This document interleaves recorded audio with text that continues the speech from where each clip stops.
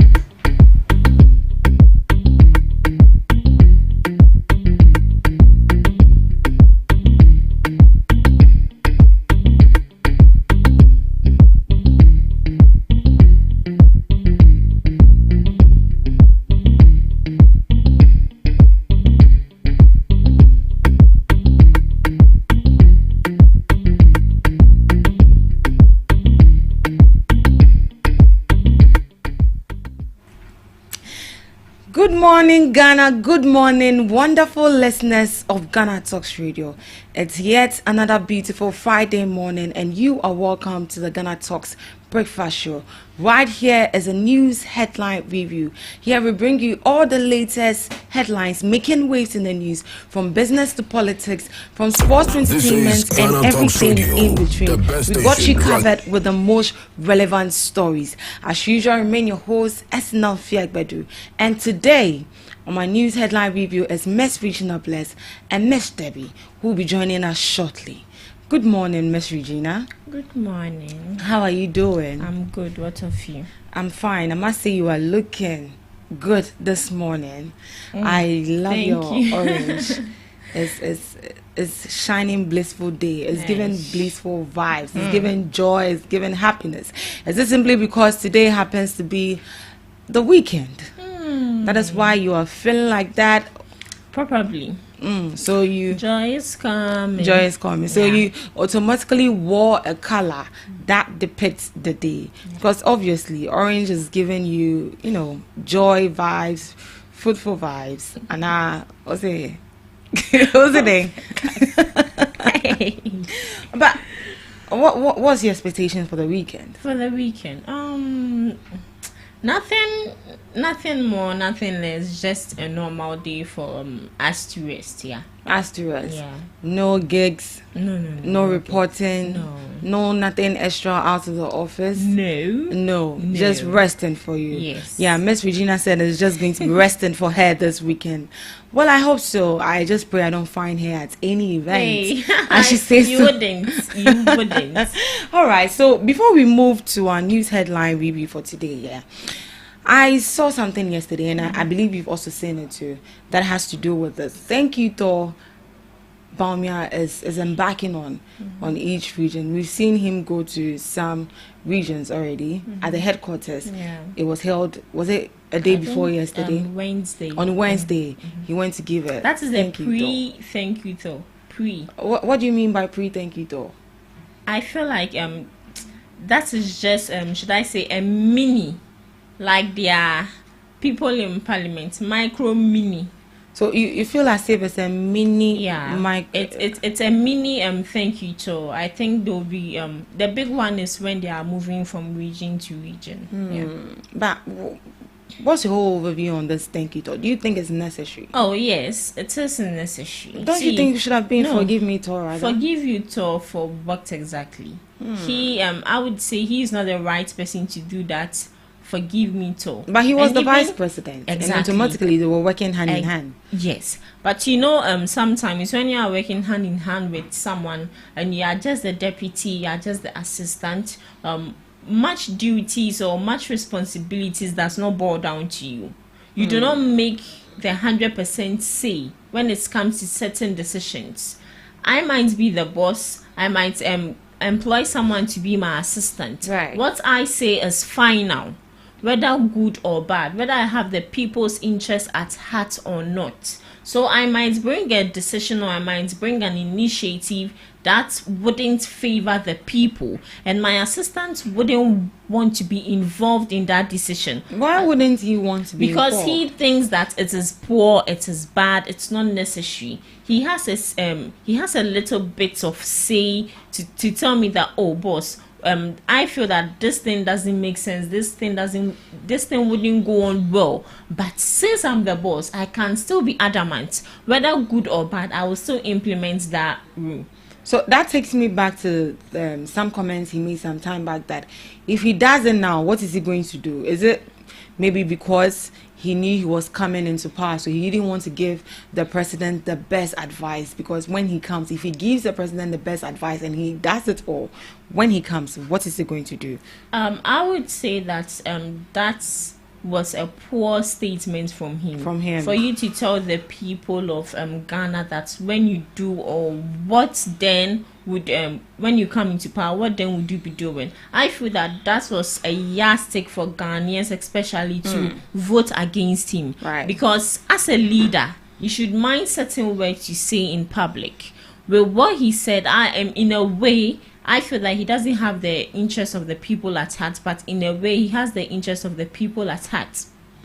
Because you can't tell me, so do it and let us see, or let us know your capabilities. Right. Let us see that this and this and this is what you can do. Then we give you the power, we give you our thumb for you to come into power to do the rest. Because you can't tell me that all policies will be exhausted. There are lots of things that comes in and day out. There are lots of new initiatives that you can implement to help our economy, to help the country. But you can't tell me that you just have a limited outline of what you want to do for the country. No, it's not done that way. But what are they thanking us for? Because I don't even know. He didn't win the election. Exactly. So but why sometimes in the good and bad times, no matter what, you have to show appreciation. So I feel that in a way he's doing the right thing. And with the forgive me, so I think the best person to do that is our ex-president. Yeah. For what? What should we? The deed has already been done. Yes, so. But why is he asking for forgiveness? Sometimes as a matured, I'm not saying our president is not mature though, but as a matured human being, with your IQ level is really high, you should know that there are certain times where things doesn't go on well as planned. He came in for 8 years, so that should tell you that in his first term, things went well. And people trusted him for the second term again, but things went south. So you can just come out, apologize to Ghanaians, certain remarks, certain statements, certain utterances you made. And even after losing the election, we saw Adjoa Safo come out with a whole lot of revelations for Ghanaians. Yeah. So you think it was just due for the president to rather come out to say? Yeah, the president needs to really come out to you. But don't you think would have been, inappropriate? A whole president coming out. No, Mahama came out one last time to apologize to Ghanaians. I might be mistaken, but I quite remember vividly that he came out to apologize to Ghanaians for not implementing something. I think his manifesto or something. Should I say, is ex-president more of human than our president? No, we are all humans, and we we fought at some point. All right. Well, I think he also made mention that he didn't lose the election because he's not a Muslim. What? Yeah, that was what he said. Yeah, I would say that also because your tribe or where you come from or your background shouldn't determine whether you win or you lose an election. That shouldn't be. And our political regime now, I feel that it should be fair and transparent regardless of the kind of religion you come from. It shouldn't be political tribalism or religious in something. standing for positions like that, do you think religion really matters? It doesn't matter. It is your capabilities and your we competence. are looking exactly. Right. So I don't know why people are making it more of religious. And I would say, today I saw it. I would say that the more reason why people are making it religious or tribalistic is from our ex-president, because he came out to say that he's the first president ever to to take a vice president who is a Muslim. Like, so you feel that was where all these things are coming from? I would say that. All right, so Miss Debbie just joined us. So we're moving straight to... Welcome, Miss Debbie. Thank you. How are you doing? I'm fine. How are you? I'm fine. The traffic was a Bad. bit bad. Bad. Oh, I'm so sorry about that. All right. So it's good you came right on time. We were just talking about some by the ways that has to do with the thank you to Baumia is going to, and the statement he made that he didn't lose the election because he's not a Muslim. Yeah. He said a lot of people are saying he's a Muslim. That is why he lost the election. That's why he lost the election. But in your opinion, why do you think he lost the election? Do you think he wasn't capable or he wasn't fit enough to stand for the position of the president? I wouldn't say he's not capable, but then I'll put it this way, that looks like for me, I feel like he's not yet ready. He still have like a lot of things to do. But would you say is due to the fact that maybe the president, he was the vice president and things didn't really go down? That is why. It's also contributed because you see, Mahama is in government now, but whatever Mahama would do will affect, the party in the next election. So if Mahama leaves a good legacy, it's going to help the party in the next election. If he leaves a bad legacy, it's also going to affect the party. So you see, Nanado, he did his best, but his administration was one of the worst administration I've ever encountered before. Wow. So it's also contributed to their loss. To their loss in the 2024 election. Right. Tibaume de wanye sheba say foundation anya strong inti. Oh, all right. That is what Mr. B has to say with regards to the thank you tour and why the NPP lost the election last year. All right, so let's dive straight into our news headline for today. Intim Fojo's drug allegations are a complete fallacy. NACO. The Narcotic Control Commission has firmly rejected allegations by Ascent South Member of Parliament, Reverend Intim Fojo, who claimed that 2 aircraft were being used to smuggle illicit drugs and launder money into Ghana. President John Dramani Mahama responded to the claims by instructing security agencies to cooperate with the MP and conduct investigations into the matter. However, Minister of State in charge of Government Communication, Felix Ofosu-Kwakye, subsequently dismissed the allegations as baseless, accusing the MP of deliberately spreading misinformation to tarnish the government's image.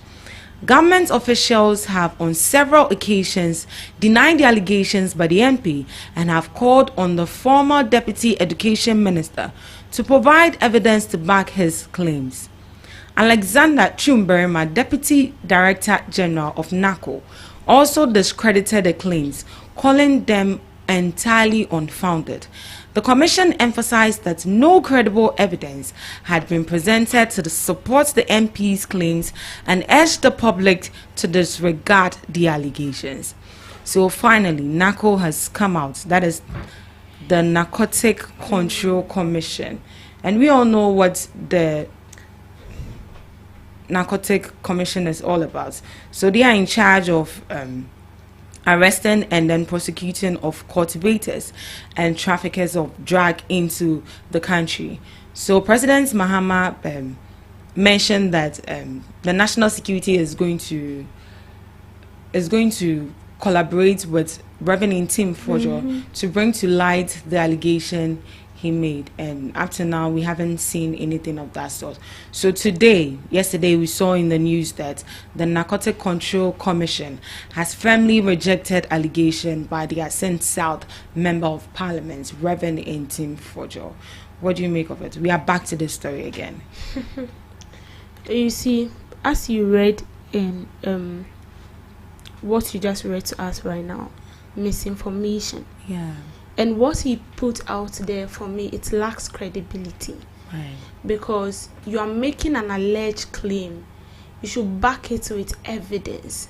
Enough evidence. And I'm happy the Narcotics Commissioner out to say that they are into drugs and prosecuting yes, landers and also investigating deep into this matters. I'm happy they are out to also have their say on this issue. Because you see, this misinformation and de-information we are taking it so lightly, but it's very key. You cannot just, because you are a public official or you are being respected, doesn't give you the guarantee to just make claims without vivid evidence, without proof to back your claims. Mind you, these things you are doing, it's also it causes erosion of trust. Because one, you are not only discrediting the government, but you are also making it in a way that we the citizens are losing trust in the government when it comes to fighting these things. Because we will say that this drugs and stuff has become so rampant of late that a lot of people are even calling the government to make sure that it ceases. And these drugs you are talking about, if it is something that is positive and is going to benefit the country, I'm not sure nobody will talk about it because we are just going to be silent. But this is drugs. We are talking about drugs here. And all you have to say is just come out and make claims that, yes, you giving the number of the flight, the time it's landed, and what is being involved doesn't make it solid enough. But what do you think motivated him to make it public? Well, I feel like his main motivation was because he wants to be known. He has been silent for some time now. And so he wants to know, let me just put it that way, he wants to portray himself as Okujeto Ablakwa in the New Patriotic Party. That is what he wants to do. Right. But you see, before you do that, you have to get your facts and ensure that they are right. So with that, seriously, you just put the evidence out and then you keep quiet, and then the evidence will speak for you. Yeah. Miss Regina, we are back to this issue again with regards to Tim Fojo's allegation of 2 flights that landed at the Kotoka International Airport some months ago. Narcotic has come out to reject or refuse the allegation that nothing of that sort was in the plane. Okay, so I'll start from this point.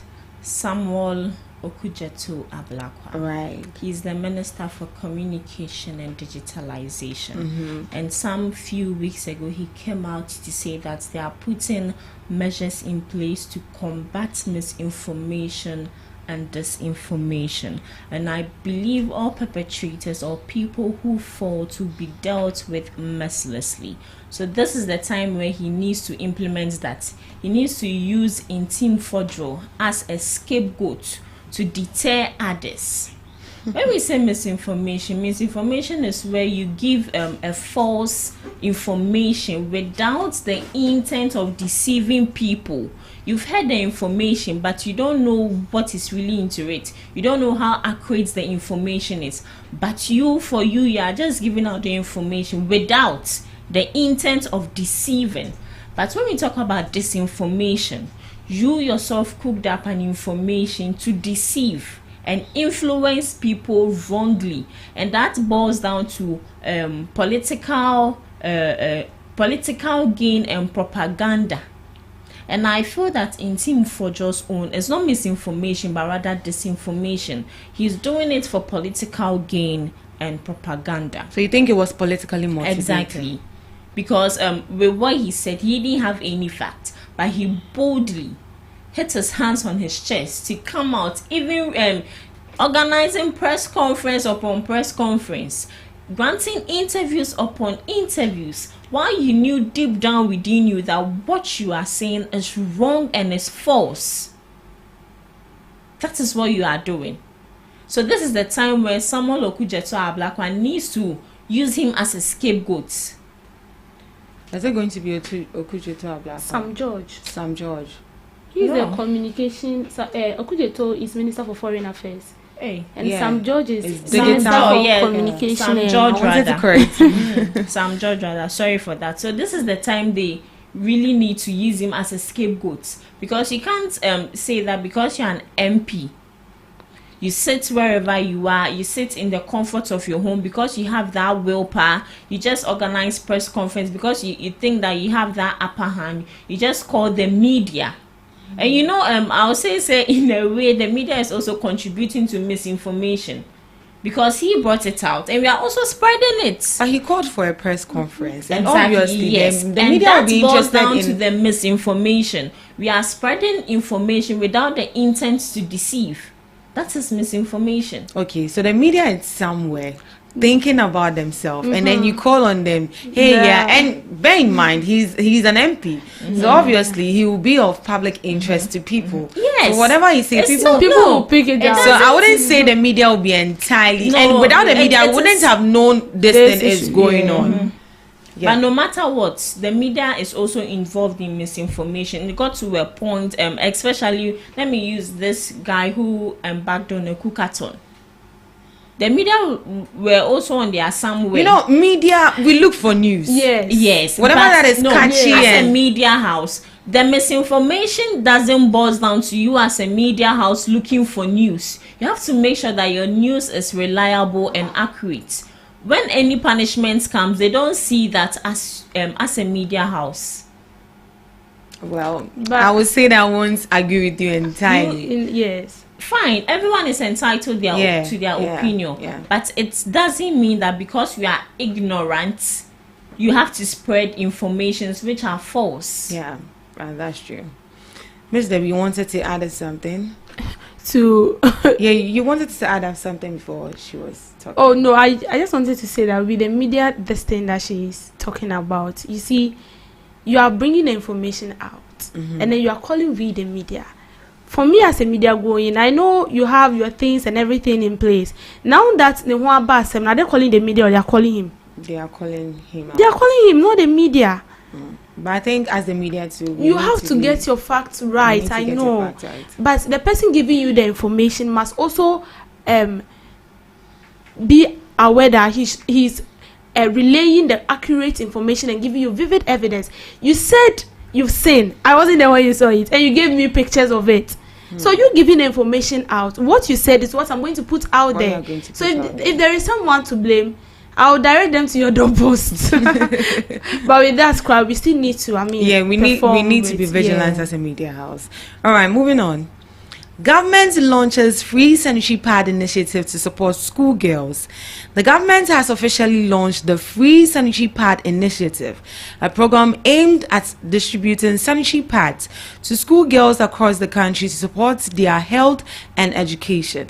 The initiative was unveiled on Thursday, April 24th in Accra, with the presence of key stakeholders including ministers, policymakers, education experts, and representatives from various schools. This intervention aligns with President John Dramani Mahama's broader vision of promoting gender equality and ensuring that every child has access to quality education regardless of gender or background. President Mahama had previously emphasized the pressing need to address the barriers girls face due to menstruation. During his maiden State of the Nation's address, he underscored the importance of removing such obstacles.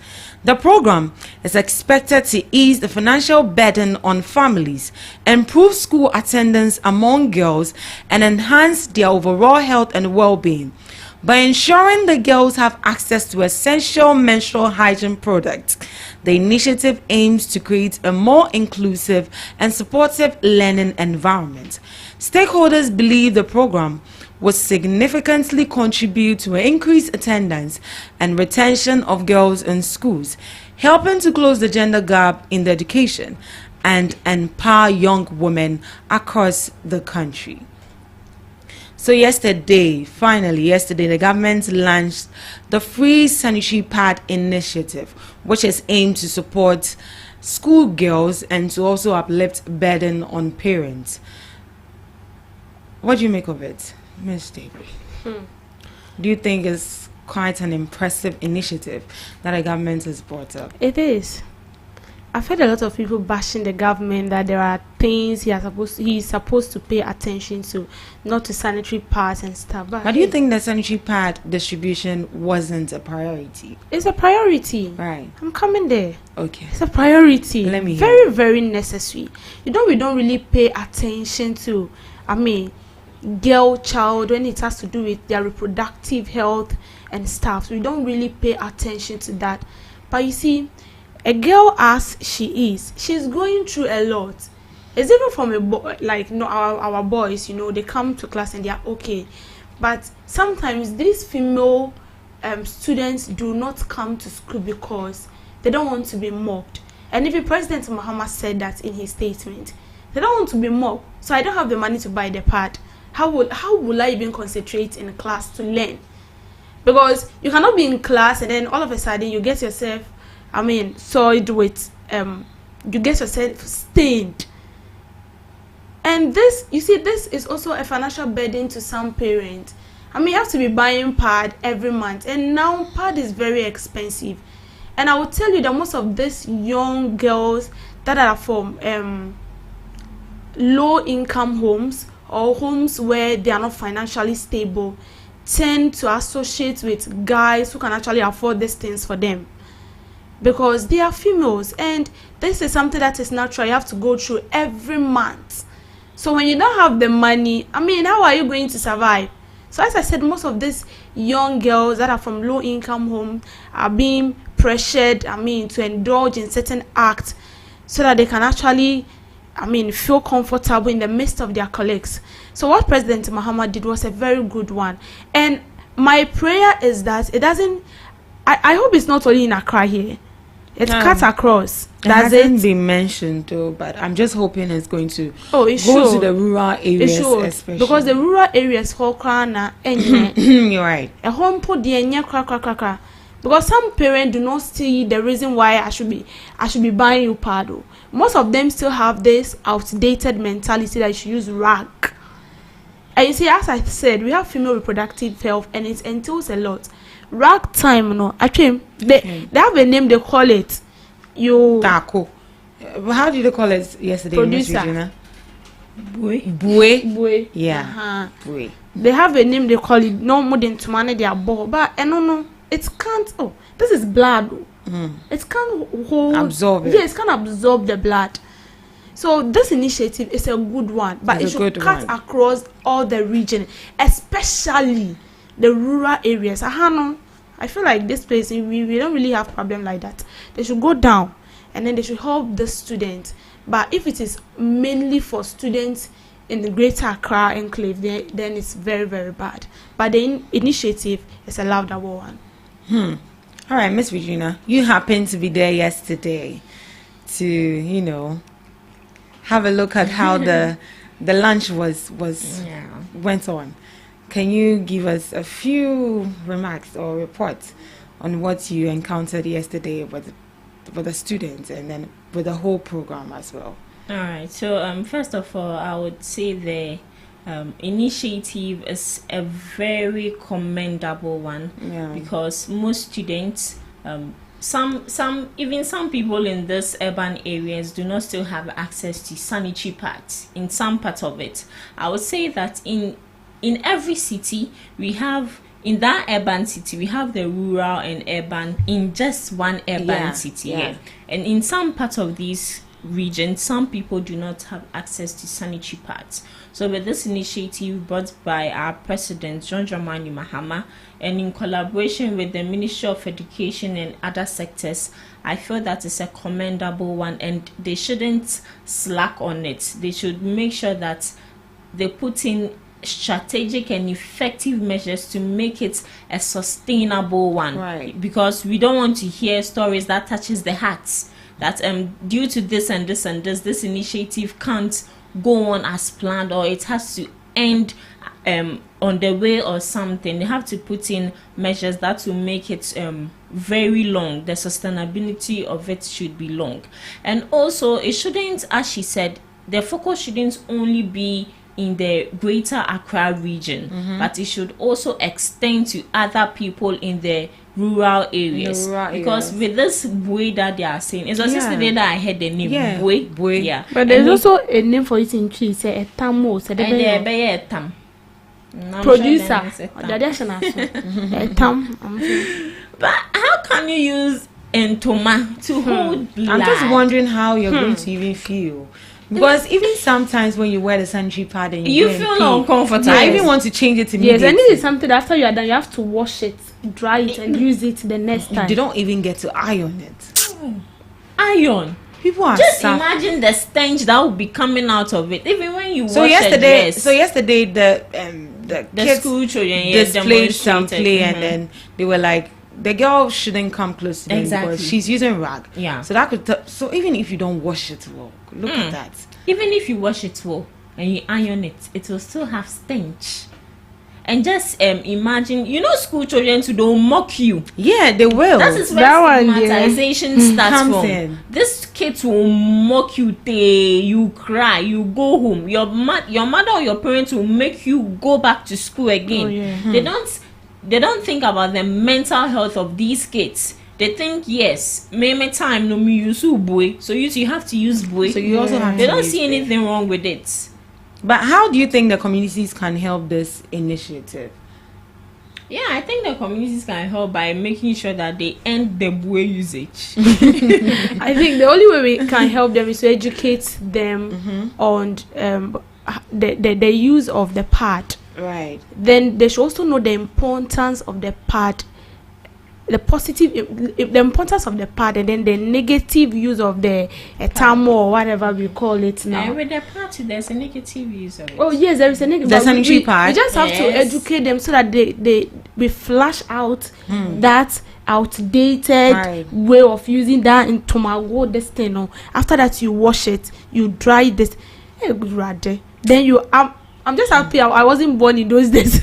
You iron it and then you use it back, and it has a lot of health implication. Because you see, if you're in your menstrual period and you don't take good care of yourself, at the end of the day you end up contracting another disease again. And then the students as well needs to be educated. Most of the time when you wear it, some people wear it the whole day. When you wear it, after you're done with the day, just take it off, you have your bath. Certain things like this, it's not only about dashing them the pad, but they should also be educated. I remember those days in JHS, our madam will actually bring the pad and demonstrate it to the whole class, even including the boys. You will sit and watch it. How to use it, and then the number of hours it's supposed to be on you, and how you have to discard it. And some people also put it in the toilets, which is very bad. But as a government, do you think we have done well by paying attention to this menstrual hygiene of a thing as a government?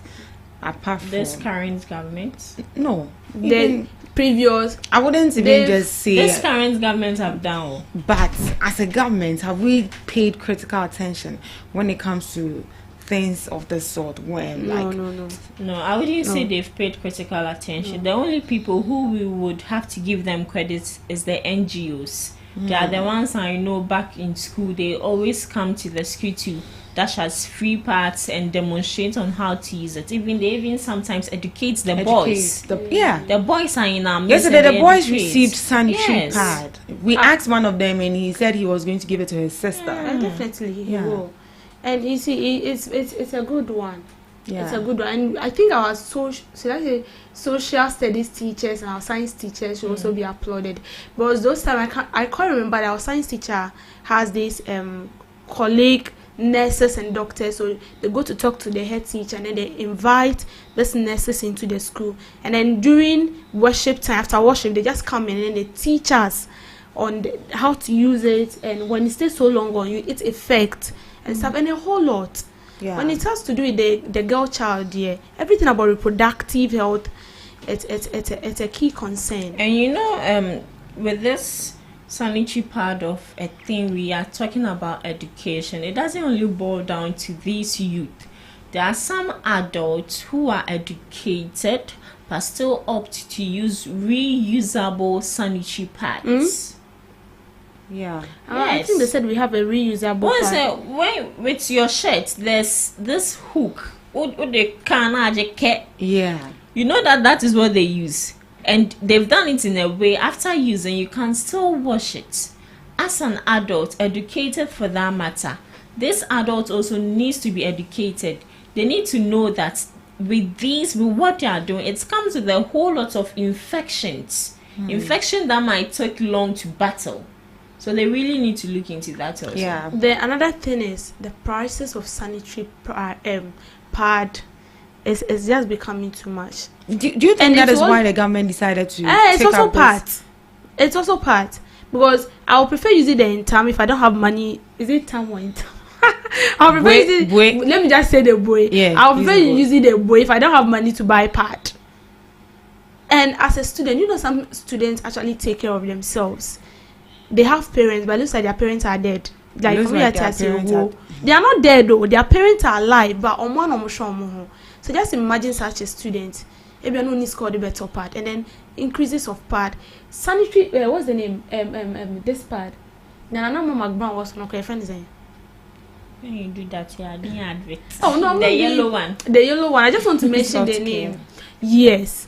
How? It's almost 20 cities now, if I'm not lying. Oh, when you go to Accra, if I wouldn't lie, you get it lesser than that. Accra is very less. 10 cities. Really? That's what Are you sure it's the original one? Oh yes, it can be original. It's original. It can be. But just that when you buy it, you have to check the expiring date. Oh. Okay. And it got to a point our sanitary pads were no longer safe for us. Because you unwrap it and you see some ants, particles, the last time I saw certain things. You'll be like, what's this? I have to throw the whole part away. Yeah, you have to throw it away. Yeah. So how do you think the private sector can help this initiative to reach a much larger audience as well to serve these kids? They just have to collaborate with the government. And then bring on board their ideas as well. Because I feel like these private sectors are doing a lot when it comes to things like this than the government. The government can actually do his best, but the private sectors are actually doing a lot too, with their own money and then help from some NGOs abroad, especially World Vision. You see them going to remote areas especially to help people, not only helping them with infrastructure and education side, but they also help in other stuffs as well. And sometimes this girl child, if they see you that maybe you are good enough, but they support you in everything. So I feel like the best way is to the government with the private sector coming together, collaborate, and then they'll take it from there. Miss Regina, do you want to add up? Yeah, so I would also say that they don't only collaborate with these private institutions, but also need to collaborate with these manufacturing companies who manufacture the parts to make it more easier for them. You just have to collaborate with them, go on a talk with them. Maybe if they when they bring it on board, it's quite expensive, but I believe that since it's the government and NGOs and private institutions coming together, they would move to a lower and affordable price to make it more easier for them. Because looking at this initiative, we don't have to lie, it will take a lot of money to do this here. So yesterday, at the time I got home, my dad was asking me, why are you home late? What happened? I told him about where we went to the initiative. I was like, this another ways they are going to generate money, because they are going to sell the part to people. And I was like, yesterday, no, it's free. It was boldly written. You not sell the sanitary. Your dad is making a point there. He's really making a point. Why you think people are going to sell that He's pad making a when point. it's been boldly written on the sanitary pad that do not sell to anybody? Under the previous So you think government. an educated person will see that and still still pay buy for it? As a uni bibini, ko bibini, we can do things beyond ourselves. Can we do things? And then Satan asks himself whether. They say it's the work of the devil. And then me. Or the person will say, "But for your free, you get it." So we do things beyond. The previous government, the free SHS, it wasn't only uniform and food they gave. They gave books, and on the book they have, I think, the former president's picture and the logo of what they are doing. People still sold those books to students. They sold those books to students. So what do you think we can do as a country for this not to happen, so that people do not sell it? Because it's been boldly written that do not sell it. Do not sell, but they will still sell. I think it boils to the individual, because our president Or those that are going to distribute it. Yeah, our president boldly stated that it shouldn't be sold. Even yesterday So during if his speech, he I mentioned don't believe it. that I'll see this and you tell me I should pay. I wouldn't pay for There was in Accra here. I'm not sure they will do that.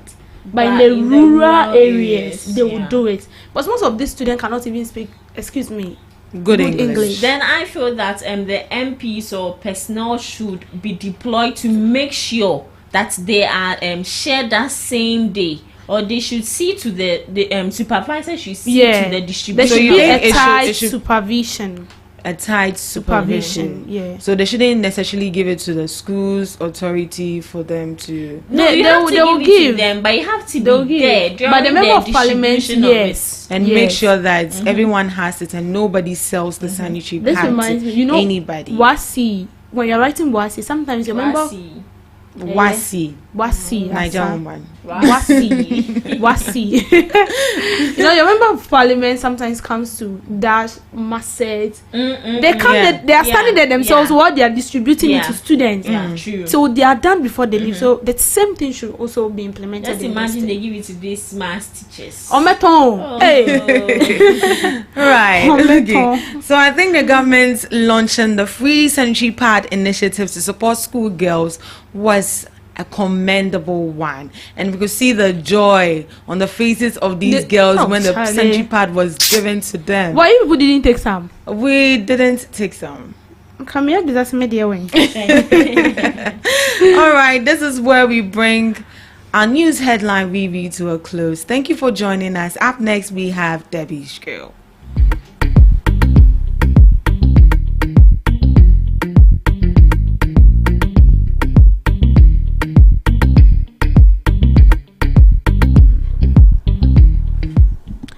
Good morning and thank you for making time with me again on Debbie's Grill. We speak to matters that concern the state.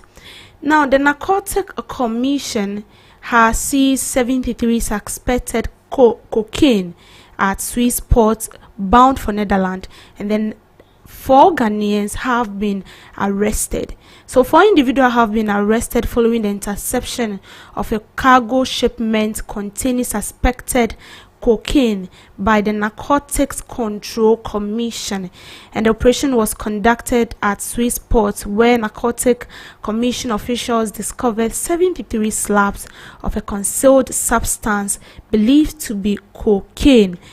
So this is basically what I want us to discuss today. You see, the rate at which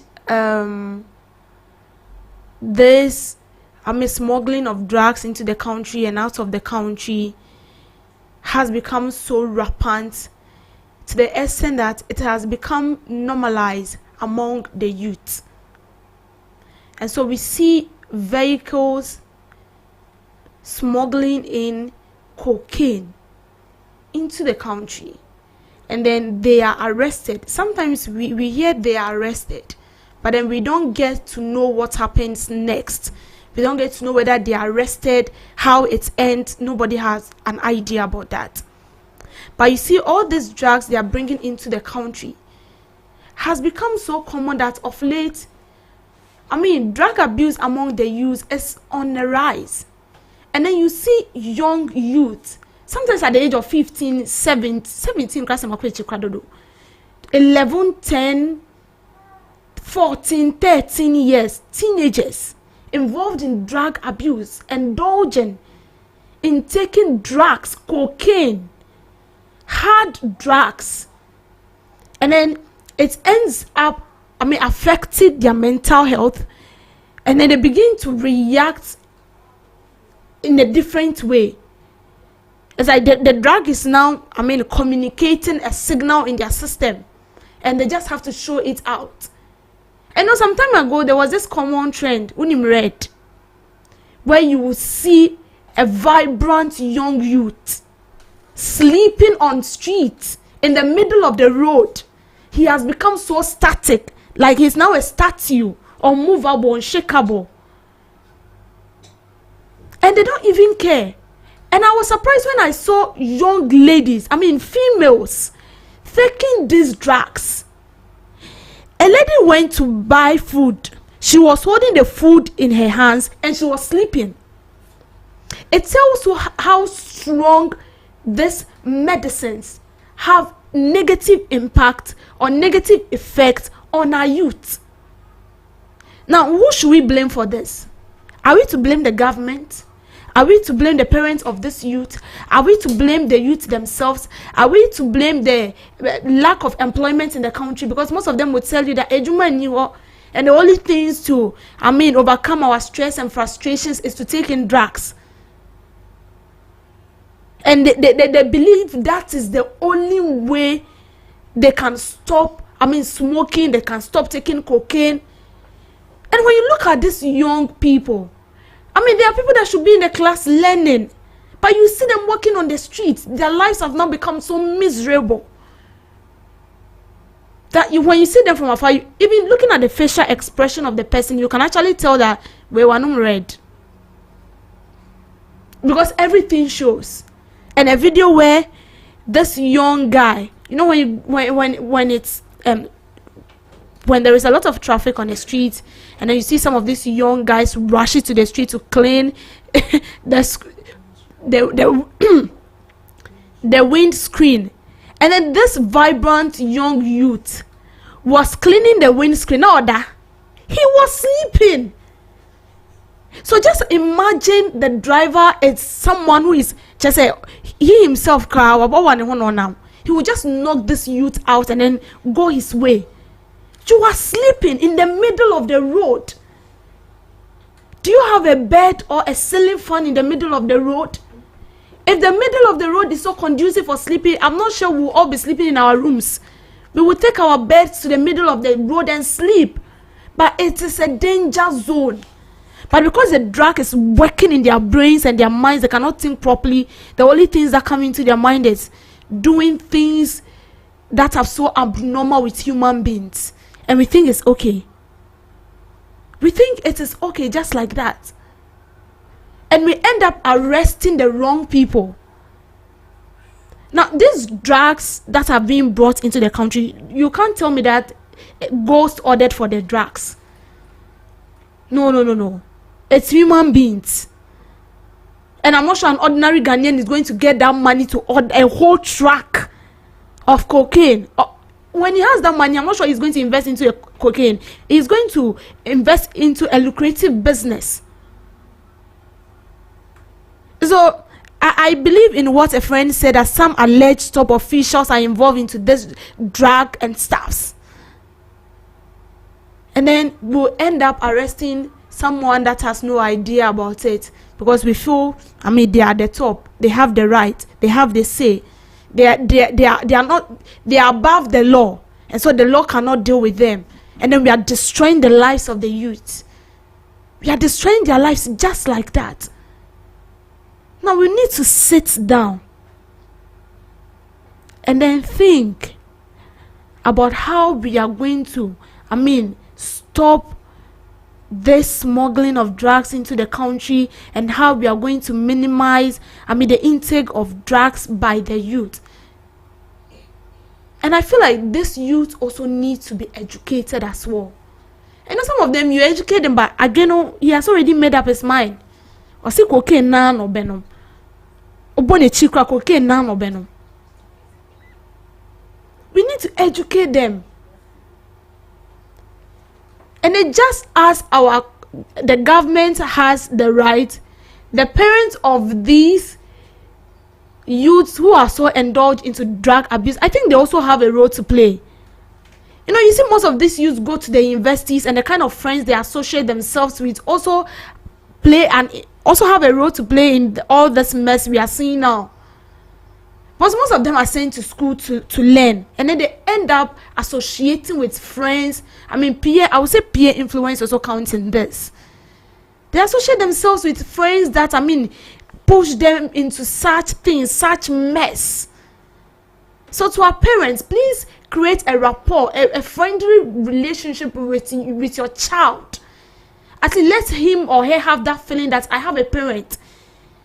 If he or she is afraid to voice out his grievances to his colleagues, he should not be afraid to voice it out to you, the parent. Because when he goes and at the end of the day, Uncle Sia, he's bringing it back home. When he goes to the school and then he or she starts sick, he or she is still bringing it back home. So our parents has a role to play, and the government as well have a role to play. And the role we must play is that we should tighten our borders in this country. We should tighten it, because how can you smuggle cocaine into the country? You can't tell me you fly, because I know it is only witches who fly. Aside the plane, we know. So you can't tell me that you smuggled this gold into the country without passing the port or our borders. So the securities that have been deployed, I mean, to guard our borders and stuff, they should stop taking the bribe, because it's becoming too much. The bribes you are taking is causing more havoc, because you take this bribe and then you allow these people bring the drugs into the country, and at the end of the day, they are messing up the life of the youth. Just imagine in a year to come, all the youths are now drug addicts. Then it means one day we are going to have a drug addict ruling the country, which means that where we are heading to is very bad. Very, very bad. We need to sit up. You can't tell me because your family member is not involved in drug addiction and stuff, so I'm found. You are there because of us, so fight for us. Fight for us. And because this youth also feels like they want to multitask. So he's taking drugs so that he wouldn't sleep. And you see, you can't cheat nature. Even when you overwork, sometimes when you overwork yourself and you are tired, the rest of, especially when you are typing, the rest of what you would type it becomes nonsense. When you come back to your senses and you read it, you'll be like, what is this? What have I written? So you can't cheat nature. So these youths, I mean, they need to be educated.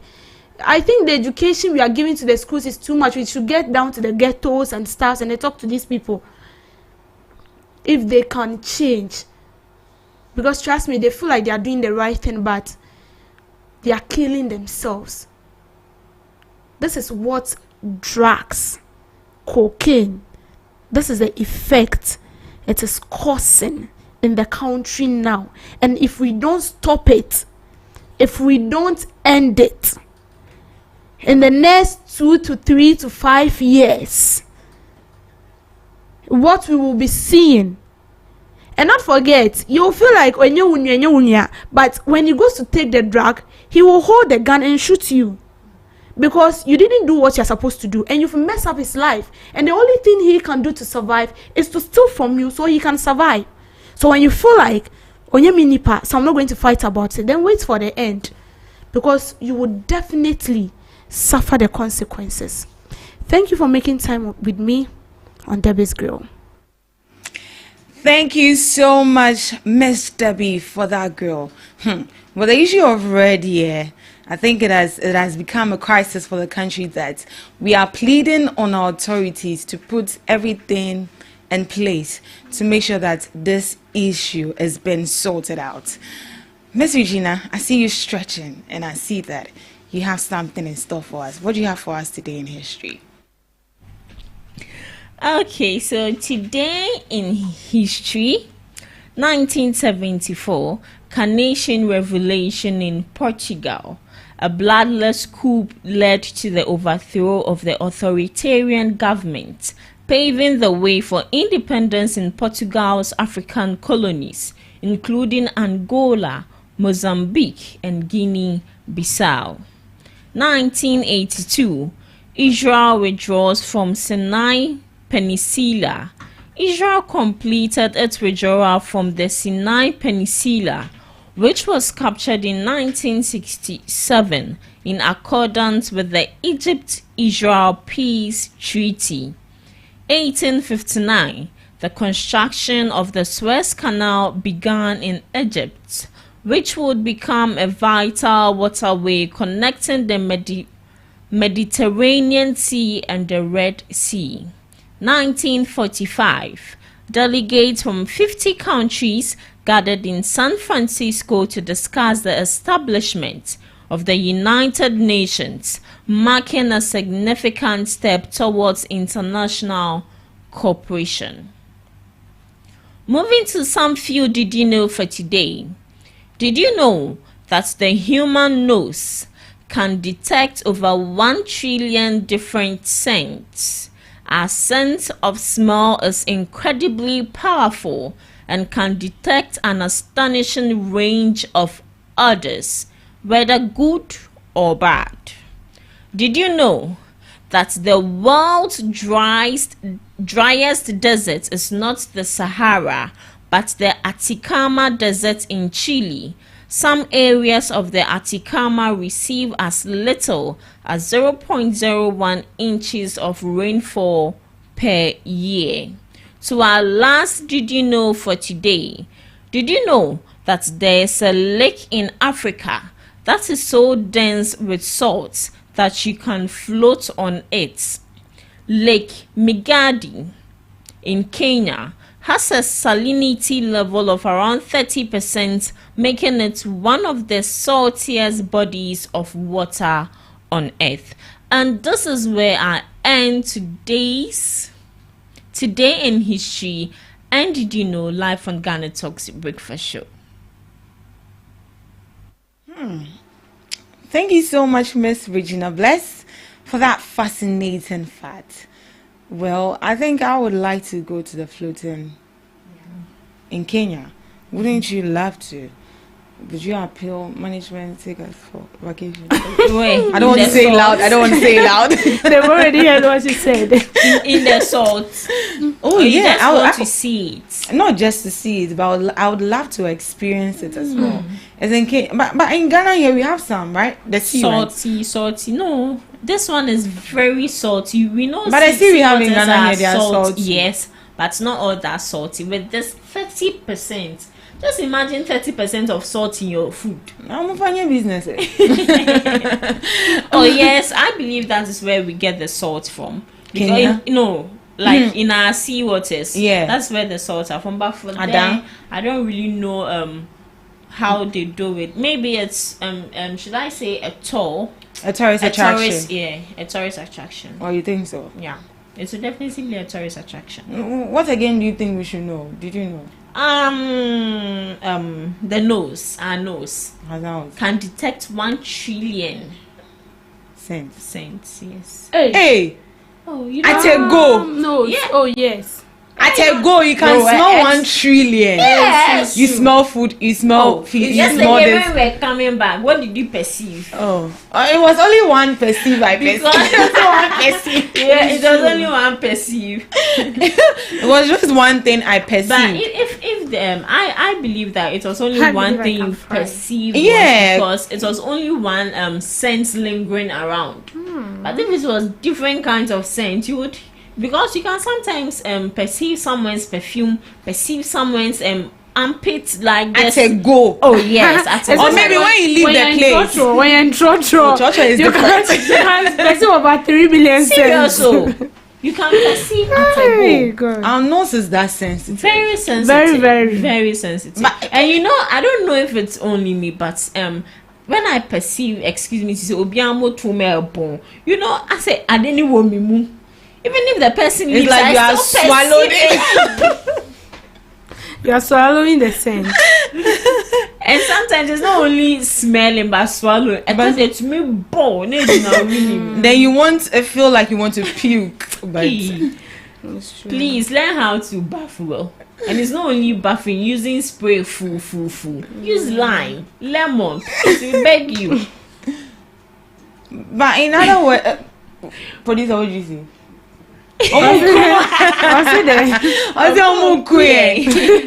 when you sit in church, hey, then you be smelling from here, you be smelling from here. Now you agree that your nose no. But I think it's going to be difficult for me to smell like 3 Leon. You see, that is why church, when you sit beside the driver, is different. That one you smell good smell because how do you smell good smell? You know you are not being pressured like front. Okay. But and the back air, the breeze is also but breezing. the back where Charlie for honesty the way I hate it you can't get the back and the middle part is bad. It's all right. So today I got to know that with the nose you can smell 3 Leon scent at a go. I guess if you haven't learned anything today, this is what I bring to you. You can smell 3 Leon things at a go with your nose. All right, this is where we draw the curtains for the first segment of the Ghana Talks Breakfast Show. It's 8 a.m. and we will be going for the news. And right after the news, we will be coming up with the second segment. Please stay with us.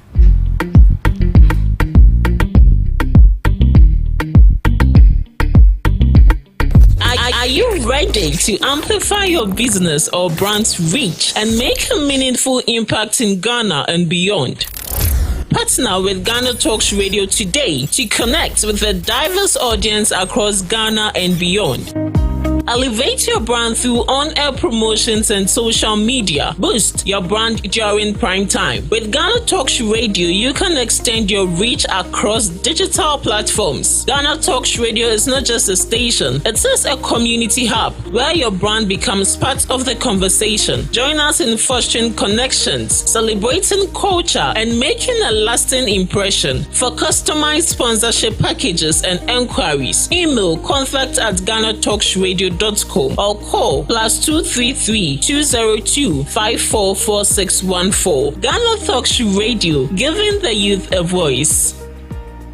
What do you want for breakfast? How do you want your breakfast? English breakfast, French fries. Koko Nikosi, alo komi kesheto. Wache. Well, Gobe is the real deal. Join us on Ghana Talks Radio. Let's serve you a buffet of breakfast. From news headlines review, current affairs to social issues. Entertainment, sports, and all the trending stories live on our mobile app and across all socials from Monday to Friday 7 a.m. to 10 a.m. With me, Pakwesi Omare, Regina Bliss, Deborah Adoso, and I am Esinal Fiagbedu. This is Ghana Talks Breakfast Show. We bring you local news, business news, international, sports, and entertainment news. Right here on GTR.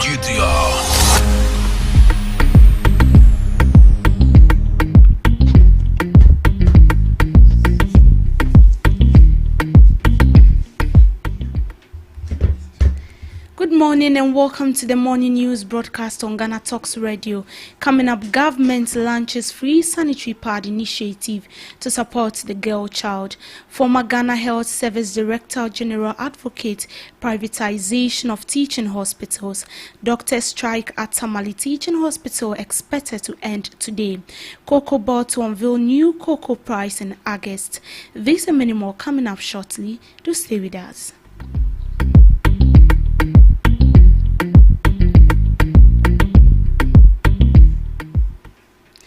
The government has officially launched the Free Sanitary Pad Initiative, a program aimed at distributing sanitary pads to schoolgirls across the country. The initiative, which was unveiled on April 24th, was graced by the presence of key stakeholders, including ministers, policymakers, education experts, and representatives from various schools. This intervention aligns with President Mahama's broader vision of promoting gender equality and ensuring every child has access to quality education, regardless of gender or background. President Mahama had previously emphasized the pressing need to address the barrier girls face due to menstruation. The program is expected to ease financial burden on families, improve school attendance among girls, and enhance their overall health and well-being. He also expressed his excitement towards the initiative approval. He spoke to the media. Today we take a bold step forward, not just in education policy or healthcare, but in hope for the girl child. Today is a message to every girl in Ghana that you matter, that your dreams matter, and your future is worth every investment that we can make in it. I stand before you to officially launch the National Sanitary Pad Distribution Program, a promise we made and are proud to have fulfilled. This initiative is more than just the distribution of sanitary pads. It is a clear declaration that no girl in Ghana should miss school because of her menstrual period. Far too many of our daughters, our nieces and sisters have missed out on education, not because they lack the academic intelligence and the flair or the will or the ambition, but simply because they lack access to proper sanitary products.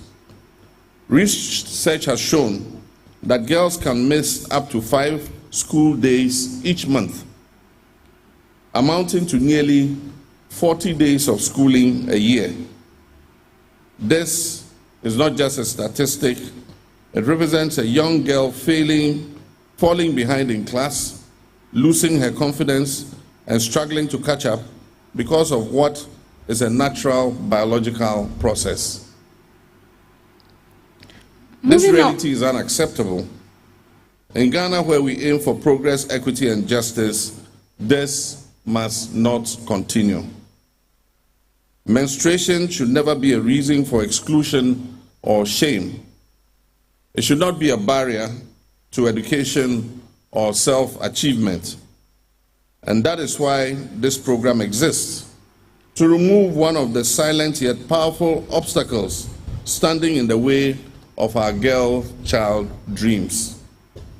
We are acting today to restore hope to the girls who thought they had to sit out for several days every month, hope to parents who worried about how to provide these essential products to their daughters, and hope to a nation that wants every child to rise regardless of their background or their gender. This program is a multi-ministerial collaboration involving 3 ministries: the Ministry of Education, the Ministry of Gender, Children and Social Protection, and the Ministry of Finance and Economic Planning.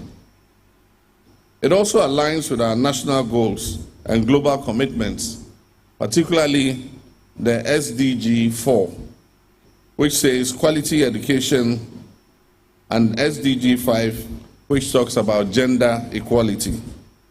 But beyond that, it is rooted in something more profound. It is rooted in our values as Ghanaians, our belief in fairness, in dignity, and equal opportunity for all our children. And that was from His Excellency John Dramani Mahama on the Sanitary Pad Initiative. Moving on, former Director General of the Ghana Health Service, Dr. Anthony Nsia Asari, has called for an increased private sector participation to improve Ghana's health system. According to him, collaboration between the private and public sectors can enhance access to quality healthcare and promote better health outcomes. This, he believes, can help Ghana become a hub for medical tourism. Dr. Nsia Asari emphasizes the importance of private sector involvement in improving health systems and achieving universal health coverage. He also called for collaboration between the public and private sectors to help address limitations in the public health care system. We met the leadership of the Doctors Association of the Tamale Hospital, and they narrated to us the circumstances that led to, because as management we saw their news, we saw their press statement in the media space, and we were yet to be given an official copy.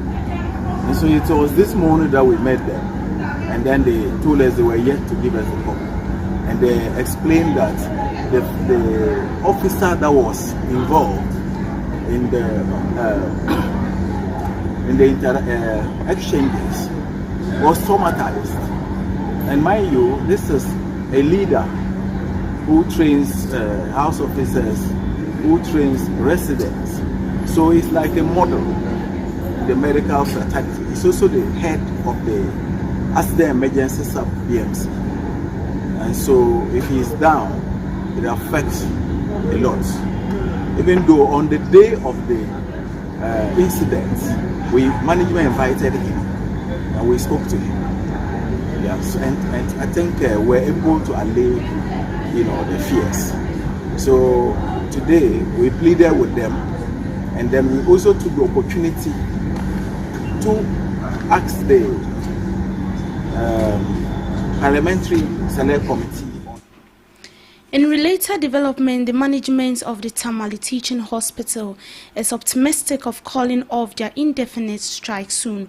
This was after the health professionals demand public apologies from the Minister of Health and the Member of Parliament for alleged disrespect and unjustified public criticism. Although they are optimistic in calling off the strike, they also called for improvement in constant water supply, stable electricity, oxygen supply, and essential medical consumables. We met the leadership of the... Moving on, the acting executive of Cocoa Board, Randy Abe, has announced the new cocoa farm gate price will be revealed in August this year, surpassing Ivory Coast price. He also expressed concerns about a large quantity of cocoa peat left to rot in the Seshire Boako Cocoa Station in Seshire municipality. Mr. Abe also noted that the planned price increment is part of the government's effort to improve farmers' income to curb cocoa smuggling. The new price is expected to surpass Ivory Coast price, enhancing livelihoods and cocoa industry. Oman Perijo Mama Bute Dani who say I was say Equiaforno Enya Enfaswo. But I was here as you mamu cra a woman. It's immediate met me a catch them. They say Oman Penny this year season you expect to see a better open in August 25-26. The better open in August no you better new producer price. Amen. The new producer price no so no e be change their code wo ama no e da wase. The Cocoa Farmers Association, Abuachi Krom in Western North region have lauded Cocoa Board for heeding their cause and showing commitment to cocoa producers. Now the Tema Traditional Council is calling for the withdrawal of the nominated chief executives for Tema Metropolis, Tema West and Ashaman, citing their non-indigenous status. At a press briefing, the council spokesperson Ni Ama Soponu criticized the government for overlooking natives in key appointments, despite earlier calls for an indigene to lead. The council believe appointing non-indigenes undermines their cultural identity and autonomy. They also insist that indigenous knowledge and cultural understanding are essential for effective leadership in Tema Enclave. We will return to our chambers and decide on our next life. Because we anticipate that something can be done. For instance, we have anticipated that nothing, untoward will emanate from this our person. There will be positive results, we believe. So we haven't thought of any repercussions should it be. You are limiting it to one person. We are saying that we have 3 assemblies. yes. 3. Not even one. Not even one. So could it be the withdrawal of any of them to make way for an indigenous nomination? Otherwise, why are we here? Otherwise, if there's anything contrary, why are we here? We are here to drum home our demand to ensure that the perception that Nkrumah brought him up to be is star. That's all you have. That's our number one pain. Because if our sister towns have been considered from Ada up to Azib, the situation has remained the same. And we are being told in our faces indirectly that we don't deserve to call ourselves natives. It's painful. And we are here to express that pain. In business, effective May 2nd, all individuals and businesses involved in the export of unprocessed rubber, cashew or shea butter from Ghana will be required to obtain written authorization from the Tree Crops Development Authority. This directive, announced in a public notice signed by the TCDA Chief Executive Officer Andy Osei Okra, is grounded in the authority's legal mandate under the Tree Crops Development Authority Act 2090, Act 1010, and the Tree Crops Regulation 2023 LI 2471, which governs the development, processing and trading of priority crops including rubber, cashew, shea butter, mango, coconut, and palm oil. The Tree Crops Development Authority emphasized that Regulation 50 of LI 2471 will be activated from the stated date, requiring exporters of the three specified commodities to secure a valid export permit prior to any shipment. As part of the enforcement measures, licensed exporters are also being urged to regularize their export transactions with the authority to ensure alignment with statutory guidelines. In addition, exporters will now be mandated to present proof of payment of TCDA development levies before being issued a phytosanitary certificate, a prerequisite for international trade by the Plant Protection and Regulatory Services Directorate. Without this confirmation, the certificate will not be granted. The authority further cautioned that non-compliance with the directive constitutes a legal violation and will attract sanctions as stipulated under the TCDA Act.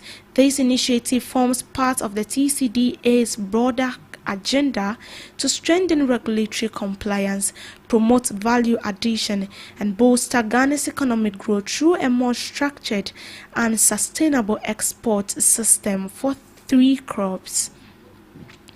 In sports, Asante Kotoko legend George Kennedy has strongly refuted claims of the appointment of Karim Zito as the club's interim coach and technical director was influenced by the club's former players. Reports had suggested that Zito's return to Kotoko, where he once played, was orchestrated by the club's old guards.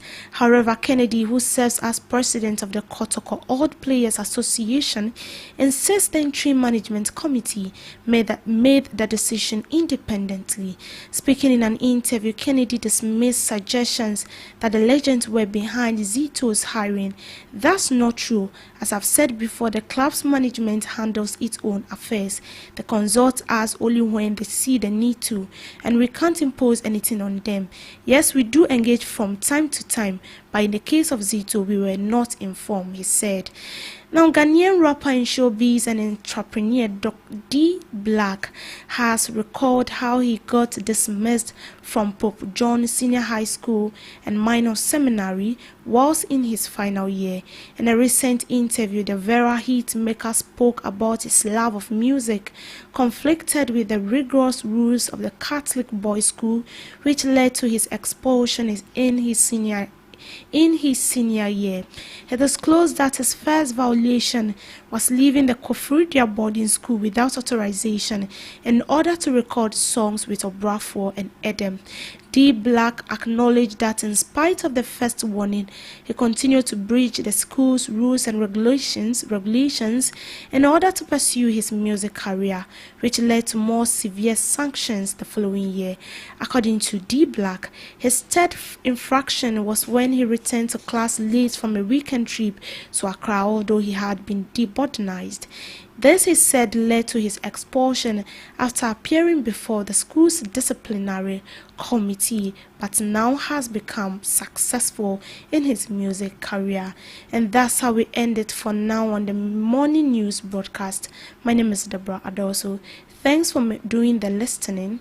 Do have a good morning.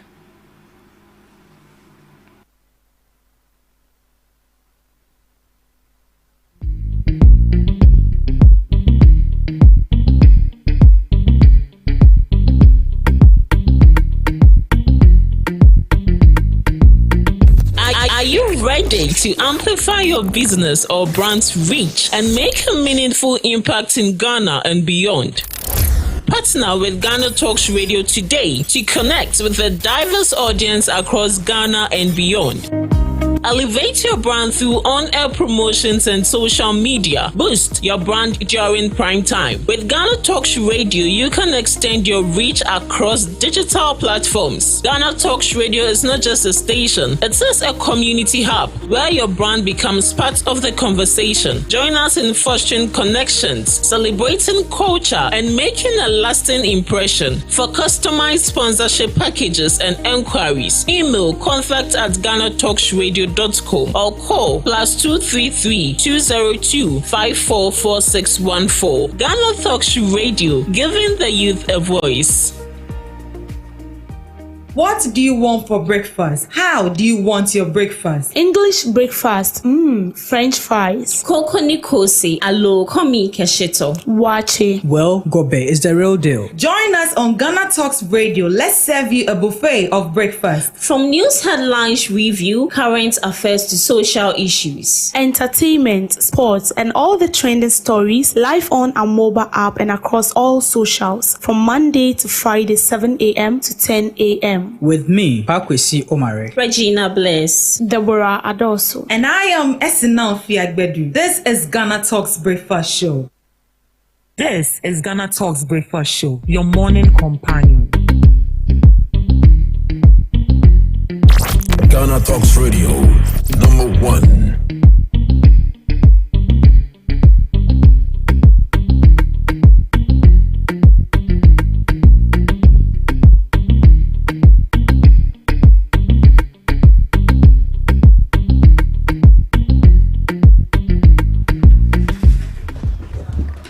Good morning and welcome to Ghana Talks Radio. This is Ghana Talks Breakfast Show, and of course it is the weekend edition where you get all the vibes and the wines. My name is Pakwesi Omare, as usual your favorite host, and this is your favorite delightful morning show in the capital of Ghana, Accra. In the studios with me, as usual, anchoring the show is Isienediwa Bodin. Kamebe Bodin be but me boy then send baba. And sign. Producer so far ba kona ka ho. Producer. Yeah. My name is Ruth Esinam. Yeah, that's the name. Really? Yeah, that's the name. Fia Gbe.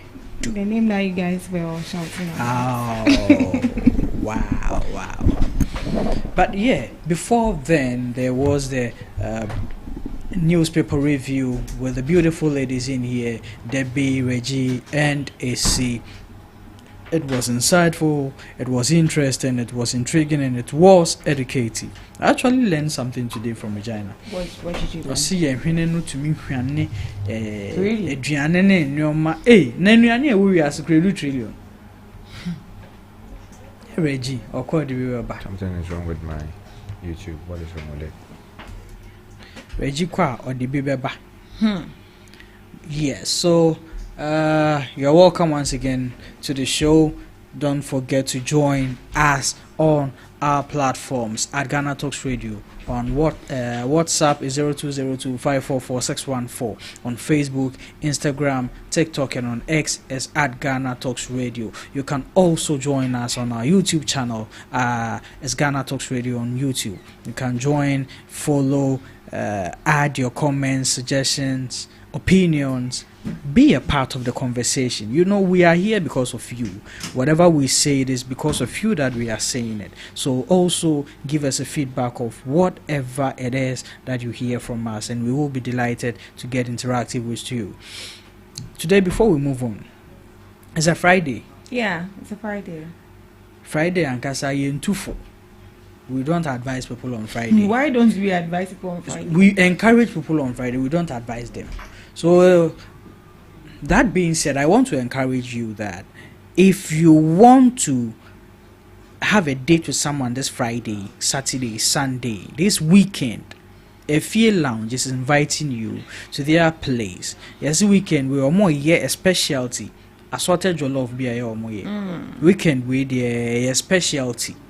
Nti wo be differ hwa wa be feel wo be twa wanum wo do birthday wo ye wo den wo we dey be fa feel lounge wo ba na wo bomidin a ye be ma wo -2 discount wo ho say ye bibia wo betum de didi a na me be kire.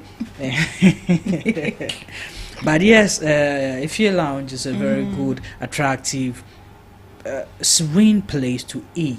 Their food is delicious, it's affordable. Their drinks, not to forget their service as well. Almost serve I say who president almost serve with a corner almost sereno moon or massage only a dear any true cry or more to me so come chese Efie Lounge Efie Lounge. So yes, Efie Lounge, we are located at Anya Udu Anya, and one say we see war academy and answer Anya Palace. Now they will be Saponji Hotel. Saponji Hotel now do a hotel na the restaurant any Efie Lounge. O buy a be show for fair. That cry mena make a bartender or me share now when him se kwa senia or top 5 and mama or 2. A senia can yen fan chafu from Musi and Salmon.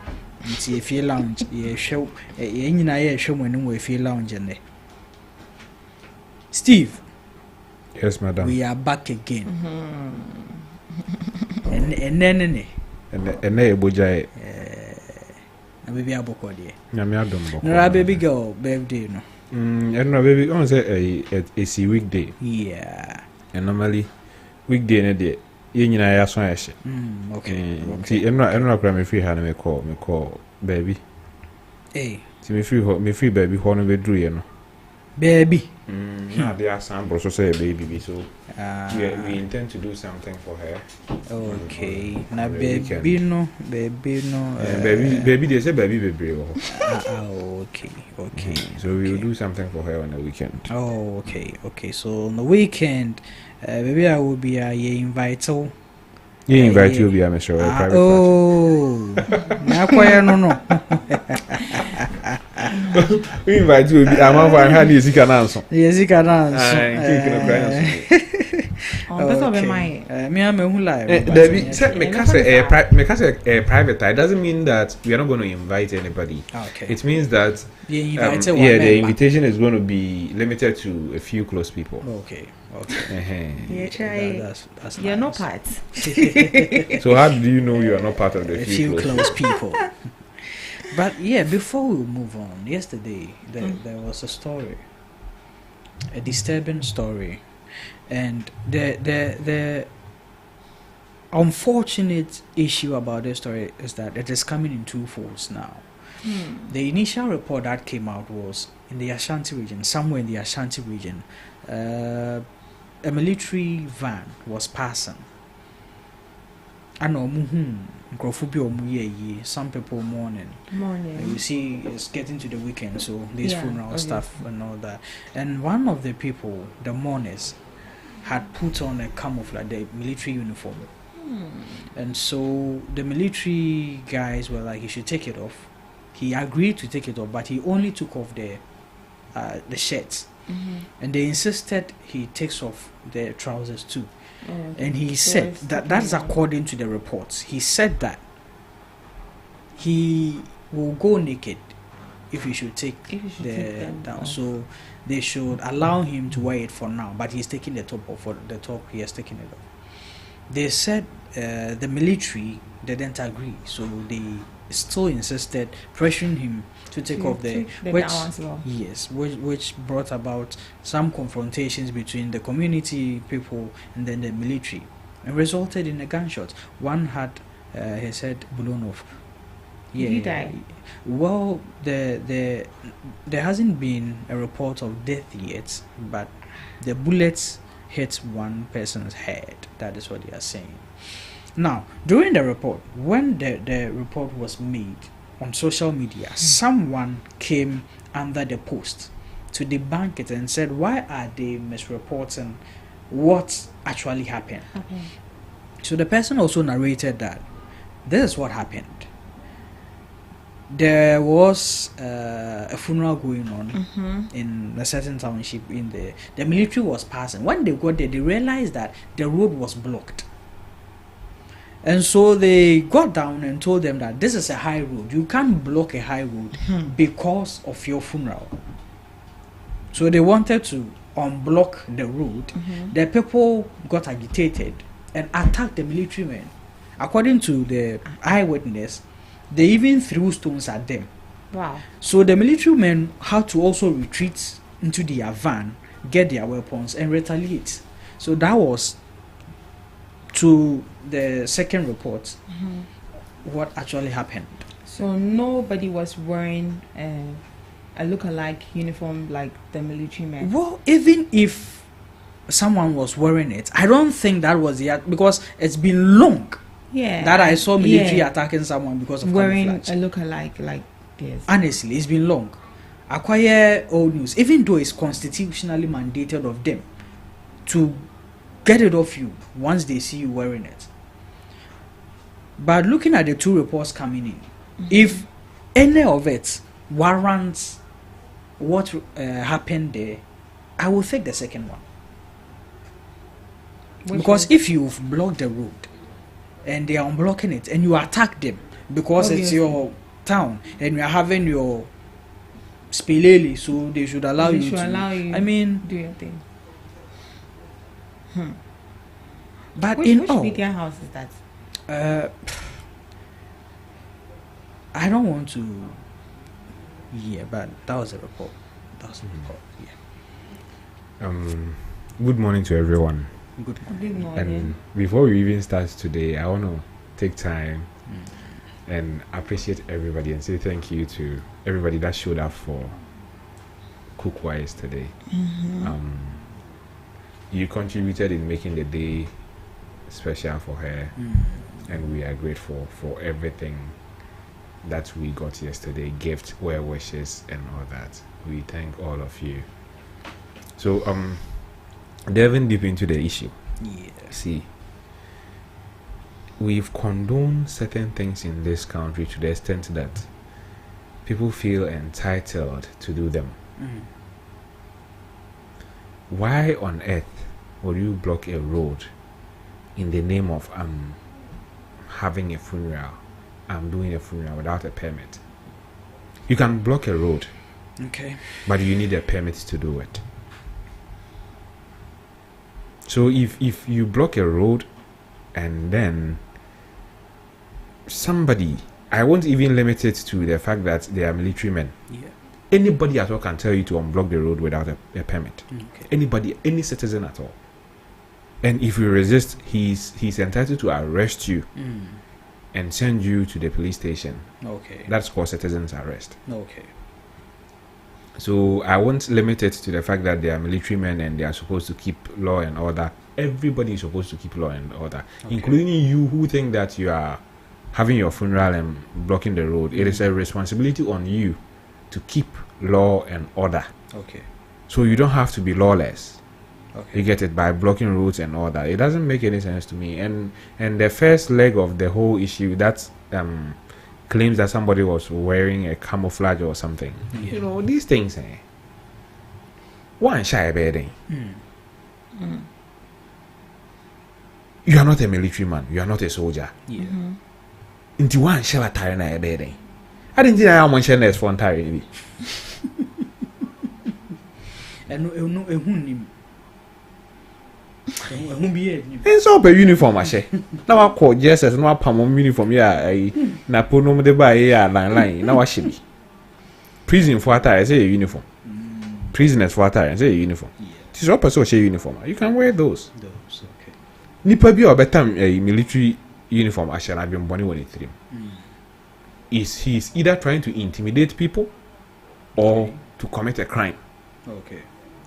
Because we attach some reverence or fear to a military man. Okay. What I say? Obi ye nyina hu sojani a ye de hu ne ahopopo ne like obuo sron kon de ma. It is a okoshe military uniform na wo nye bia.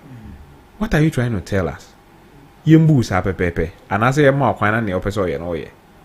You get it? Yeah. So the military men in both scenarios were absolutely right to do whatever they did. Okay. Eh? Even with a gunshot. You see, their lives were threatened. So Jenny into two keke. So Jenny has the technique, the skills and everything to kick your ass. Obe bo. But I am in this abandoned to qua. Obe bo. Na eya say we dem so sin. I don't know how they train them. Me say obe bo. They are so tactically smart. So in the when it gets to the point obe twitu no it means his life has been threatened. Okay. Oh, you'll be papa. Or you'll be mammy. Or you'll be near Bema. Or Kofia Jacketia de Aquacoma, Nabushi and Yemana Didi. And the 7 year trauma or nay, or Petasha Economy to the board by Pani Trimokunoqua on Tiasi. Sama yeke, Yantis or Mobo Tramo as so why do you move the Hona on share? Why do you the Hona on here? So you can't, dear. Exactly. You just do it. Why do you the Hona on here? It's like on Zanya so you need back from here and night in Numensia. Why do you move the Honum share? Why do you the Honum share? That's what you so your phone see. Aba be catch us a clutch a jiwe o yija o si minyai. Meto boabo. Why do you want the it will only bring me to a conclusion that you are under the influence of something. You get it? Yeah. So in this whole thing, I think that sometimes I was say you see as human beings. Okay. Oh no. Yeah. We need to put certain level of maturity to certain things that we do. Okay. Yeah, so let me cite an example. I will see there's a pub there. I won't mention their name. But these people can block a street for 2 weeks. I think I should at least your but that pub, I realize they can do that because I've seen they have part 1, part 2. Yeah, it's here and here. They can block a road for 2 weeks. 2 weeks. One, I think last 2 years, 2023. Yeah. I went to Kumasi and I was on my way back. Yeah. I got here at dawn. I was tired. I picked a taxi. Near Koyako die home. You could try U10 or Odogono secondary school hall. Yeah, for while you drew you be remote. Enjoy the party, KK. So with that, if you were coming back with your own car, like how would you have gotten home? Yeah. We had to find alternative routes. Now, I had. There are things that we were moving from Kumasi to this place. So I had things I couldn't carry. If it was just my bag, you and I. Anytime we pick it up and I get there, I just alight, carry my wallet, and I'm gone. Sure. But we had to find alternative routes. There was a somebody chat. Your friend is saying, you tell no bayard. Near San Coco, try you tell no dogono. Never room of DVL. It's easy. And the driver and the so I don't know, or do you sales one? No, I had to top it up for him. You would have to. I had to top it up or charge me, I think 120 cedis. Wow. Yes, but you do and I didn't have any option than to give him 150. 150. Yeah. make a sense if you can have 30 cities a car at the chair me the bay runs. So these things of blocking road to have a party fanfare, it's bad. And trust me, I have lived in area Bibi Kakre be on the blocky road. At Abuabo. On Friday. It's a Muslim community. A quanum nombe ombe Juma. Quanum. Mosque no be ma nti wa wan kontem no. A quanum na abesa okete. Na wa Juma.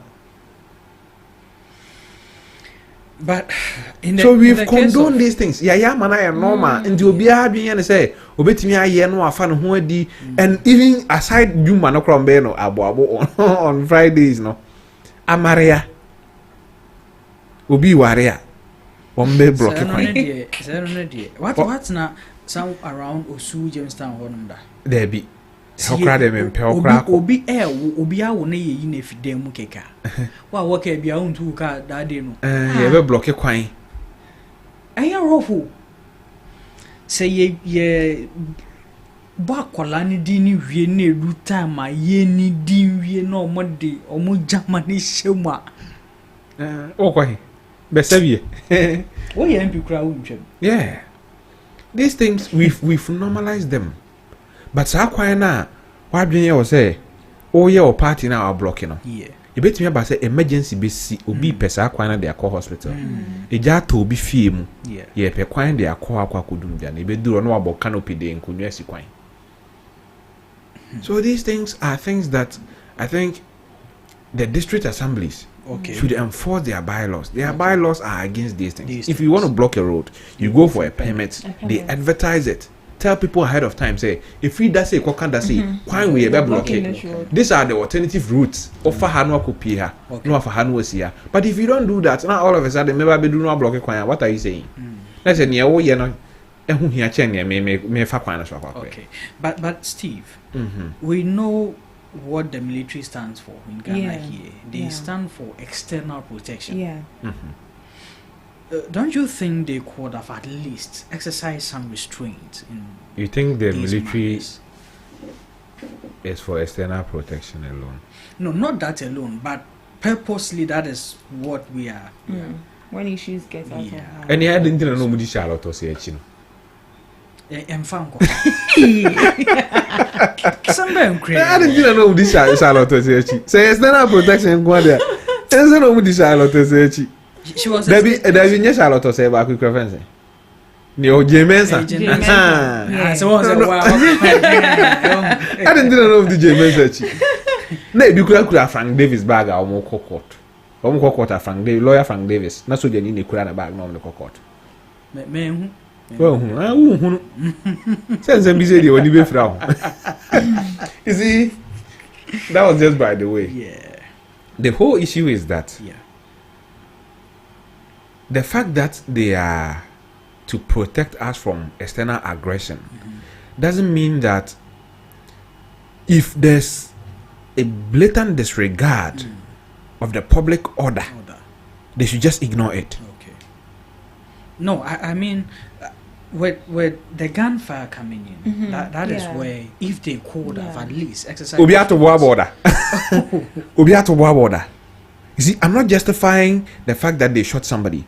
I'm justifying the fact that what the people did, they demanded some reaction. I won't use demand, but it's required. It's not required, Chef. I want to use the right word. Okay. I think the word will come. All right. But it's needed them to protect themselves to a certain level. You get it? Okay. Say. Now they are babomia. You can't tell me say me fasa kana to wana me ko pa ba mebo. It doesn't make sense. What we say me krasa kan? What they are ba bebo me?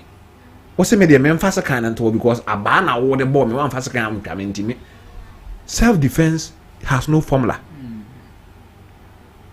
Self defense any formula. Okay. Once I can justify say near me against you was to defend myself from bodily harm. then I am justified to use any means possible to defend myself. And per the second reportage, almost started so almost to bro a police for an a soldier for an then you to na bomia. Me nyina hona memfa me nsan kata me ti abra me wotu she e wo me bottom. At least warning shot will do. But say me ma warning shot 3 times. Now won call na still abona na otwa na why I been ku na pese okume. Na me boa. Me ne wo kasa wato boa bo me. Ma fa tu mama warning shot. The warning shot is to tell you that stop. I am armed. Okay. 1 2 3 1 tie. No the boa. Yeah. E kwamre mu a they will ask measures are or take here to de-escalate. What the court will want to know, aside shooting you, is what measures did you take to de-escalate? Okay. The soldier in question will say, I gave a warning shot. The court will ask, how many times?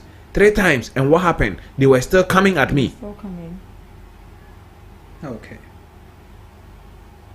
So the court, in its wisdom, will side with the soldier or whoever that person is to say at that time his life was in danger. And Ghana and it will take me back to the tramadol and apechashi. One and I dream with the hopa or no shia. So you need my warning shot 1 2 3. Now that's Ujina. Ujina how are they? Ghana run. Because these people, they have, I wouldn't say, I want to use the right words, but they have, let me use this anyway, they have the license to kill. Okay. Yeah. They have the license to kill. So bet me okum okunya go do court no justify no one. Even military, the best that you can get is a military tribunal. Okay. One time for civilian courts. Yeah. They will set up their own court made up of their own people. They have lawyers in there. They have judges in there, made up of their own people. Sit down, and then you might not. You might not even get a hearing. But you can say I can't. Some read the results and bet what will you do? So just avoid them. Okay. Don't cross their path. Avoid them. They are human beings. Or you are down for, or run at a be do fear, or you are down for. Which you don't know what now. According with the powers that the nation has accorded him with. Yeah.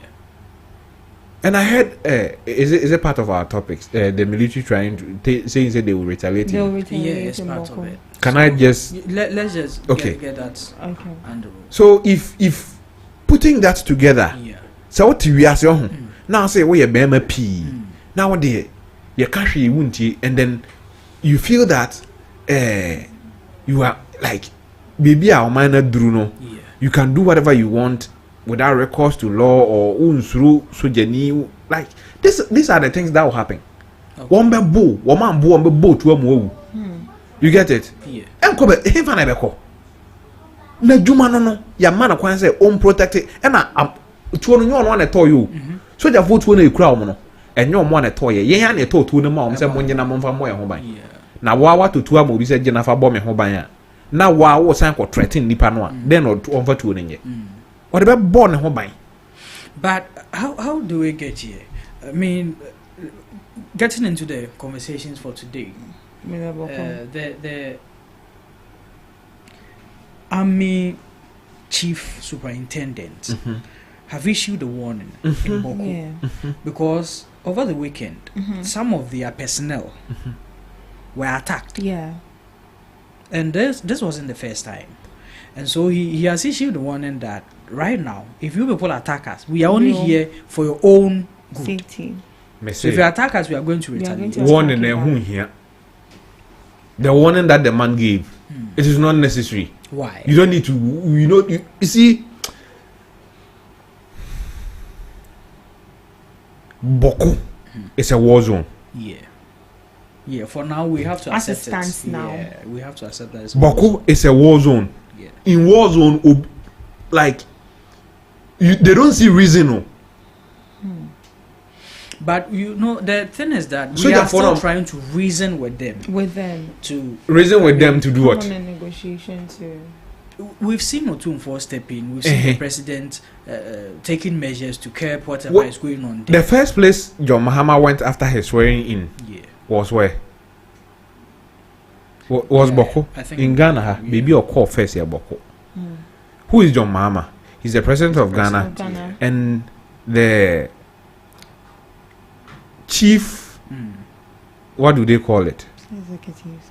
No, they call, I've forgotten the name they give him.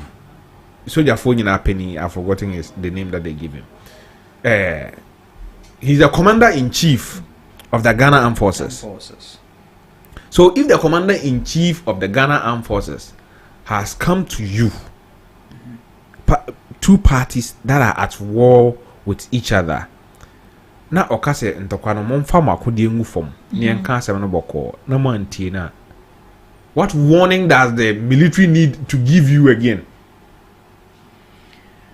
And you see, senka omo attack omo anka be ni problem o.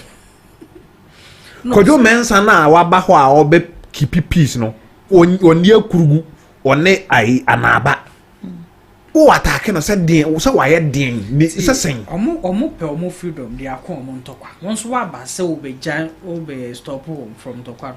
Na say let's first deal with you who is not letting us our friend ntokwa de say ntokwa wani say mani abre pese me na okun na wo msi studio ha yen kon ntokwa say betimi visit kwa go gina street no so akwa ntokwa so omo fi woko nko from koko some na you see me my problem with this Boko fight and the whole issue is that a man nkwada wo ho so no a man nkwada wo ho nti munkunkum man nkwada no a moda che pa as ntokona mo kono moda mo ko amahefo.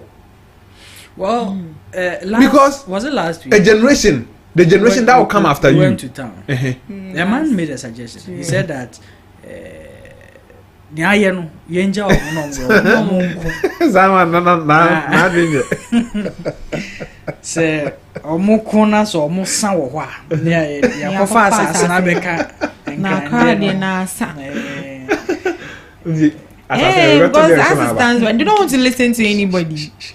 That's why I said at that time that you see there's a court ruling. Okay, let's enforce the ruling. Okay. Court no say baako ne di hene wo ho baako na asase ne dia. So what is this ene china enkwatana se mo ko kan den se metuwe court ka se ma me mahabi ma na de bia na me sore na me ba nye police for na be fa mo be chime dem yakọ se meti hai ena oba bi se me tata no ena wakọ court no akọ restraining order ena still a me tata no me talking na dey na be si inti adenti na court ahye mbra a pass judgment say faction we need hine wo ha na yen hwe nka no krenkyere faction na omu ni hine wo ho so kyenkyere on person obudi hine go krom on say massa court see inti mo mpam ba bi ntena. So this is not about warning. Oh, warning is say was say as unim fi do every warning o ma be kan na so on go. If they attack somebody, deal with them. Go after the corporate. Nipa no ye born. Go after them. Okay. I know the military has intelligence and they know people on say ade when you there's a unit called military intelligence. Yeah. And ye more budget. Die ye bobo en kakra no no mbete de bremo a. Mo de be ye adwuma na mo te wona mo ma warning. Warning the dem pa na be ye. For me, I think that it is long overdue. Say yebe treaty Boko like with diplomacy. Diplomacy ni etwam ho. Okay. The diplomacy was when we were on our way to court. We are finding solutions in the law court. Yeah. But this time around, etwam diplomacy. Let's use the court processes, the court ruling na ewo ho no. Let's enforce it. Okay. Once we are able to enforce the court ruling, Boko badu say form. Okay. Okay. So why? Sorry. So why hasn't since been enforced all these while? If indeed there was diplomacy na. Diplomacy. We want to be politically correct. Okay. Yentia we na so. So you think that the political interests has outweighed the the judicial precedents. Yeah. That should be enforced. Of course. The ruling there, that honor. And as I say, the law. Court rulings are not just rulings. Okay. When a court rule on a matter, it becomes law. Okay. They say, I am rat and that was say, as soon as see for a bushia win a day in a boko. Woman assassinate on their they are the original custodians of the Boko land. Alright. So what is this today, this, tomorrow that, and this faction say I won't agree. And then you can't seminar free. High courts are their court do Supreme Court. Ningin are ready for.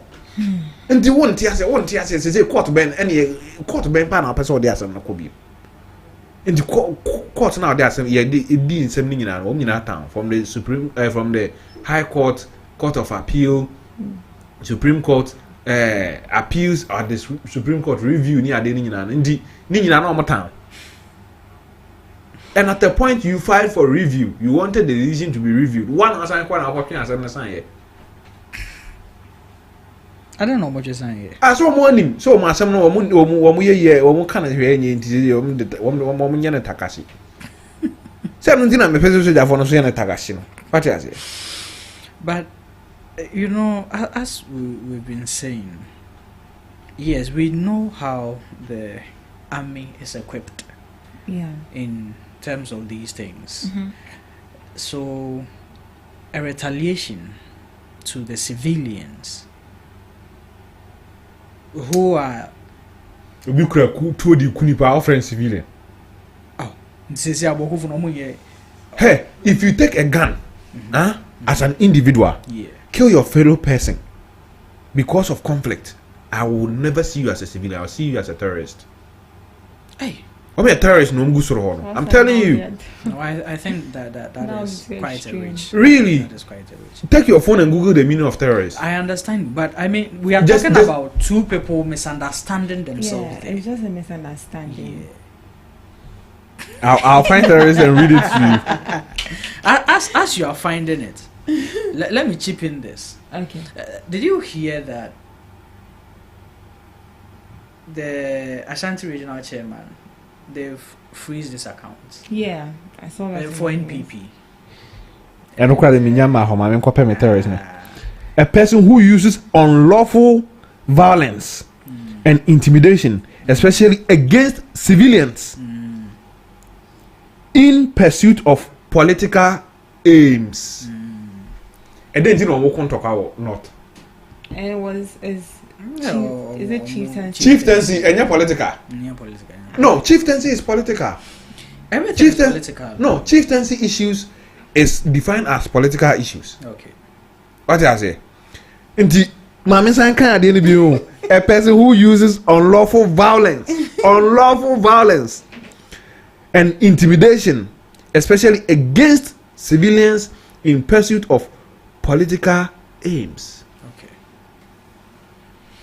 So you think a terrorist it's justifiable for a retaliation from the army if they should be attacked or you see, feel uncomfortable? The army is not even supposed to wait till they are attacked. You get it? They are not supposed to wait till they are attacked. Civilians are being attacked. Civilians are being killed. What's it? Media and not their main country now. Who be premier and I'll be booming nipa. Then why are you there? They are there to coordinate peace amongst the people there. Peace now. Their methods over the months, is it working? How many people have died? A whole lot. You see? Yeah. So and yes, I bring when you're my warning. Warning time they come. Warning time near Tama. I started Saturn and there was all my warning. Sabre to any pew. But don't you think the military retaliating is going to cause the life of those who are even innocent or are not involved in this fight at all? Mimi Kofi and a Friday I'm at hey. Say me wo boku sesia kama sesa me nema ko. Men tana ho nye hwe. They don't have anywhere to go. Me say me wo boku sesia refugees are places o ka say Ukraine for no mjana ko Poland no o ma dwen yam say Poland no be kwa kwatana. But a year and I think government should make effort to evacuate children and women and the elderly. Exactly. And leave those who wants to fight. Of course. There. And yet leave those who wants to be fight to be there. Those who wants to fight will be there, but they will be dealt with by the military men accordingly. Okay. Okay. They should start searching from house to house. I think that has started. They've been conducting this. Who can bury them? Well, and I can't say your military intelligence. Yeah, they can gather. They can gather the intelligence, know where all the guns are. We had these issues in my hometown. See, for years, my people were fighting, and it was about this chieftaincy issue. Wow. Yes. It seems the chieftaincy in the northern part is quite. It's taking like a World Cup. Me say it's me and for being police station. Who didn't need for being police station? See, assemble him feel need no. Police station this year. Maybe it's me the 1 week, 1 month no be am for an police station. Yes. Obi bo krono krana. Ya den bo kwa him feel. So you see the level of importance they put on that. Say me see you go stream now the police station. Yeah. Me can change we see when you pay na. Wow. You know why? Why? Because they believe that police station will be the police station or pewasem. What I say? Say I him feel the young found ko jail. Yeah. You be cancel na near ball car na say I catch us any oye bia no kona kutua hoka. You get it? But what the in your could do police station there at the end of the day even bail cry we tua kakra say bail you. Okay. And the extreme no police station no ho but omo hu say police station no obi de wo ho or town for kese pa no. So people don't give much attention to these police stations. And see, I am fear now omudi omubibia. Omubu omahem from so pa. Okay. So with all this knowledge known to the military men, they will know that people would want to die and kill themselves for their chief. What I say? Yeah. If you understand their culture and their setting, you know that people will gladly lay their life down for their chiefs. So you don't joke with these things and say me my warning and I feel I make a warning as soon as I feel I make a say. No, you don't do that. Yeah, okay. Is it anything to add up? Yeah. Okay. Well, moving on to the next topic. Miss terrorism, maybe man. What is it? Military for no boot for boot. Yeah, what's on boot for boot? They are terrorists. Okay. Our next topic for discussion is, and this company has been under scrutiny, I would say since 2015.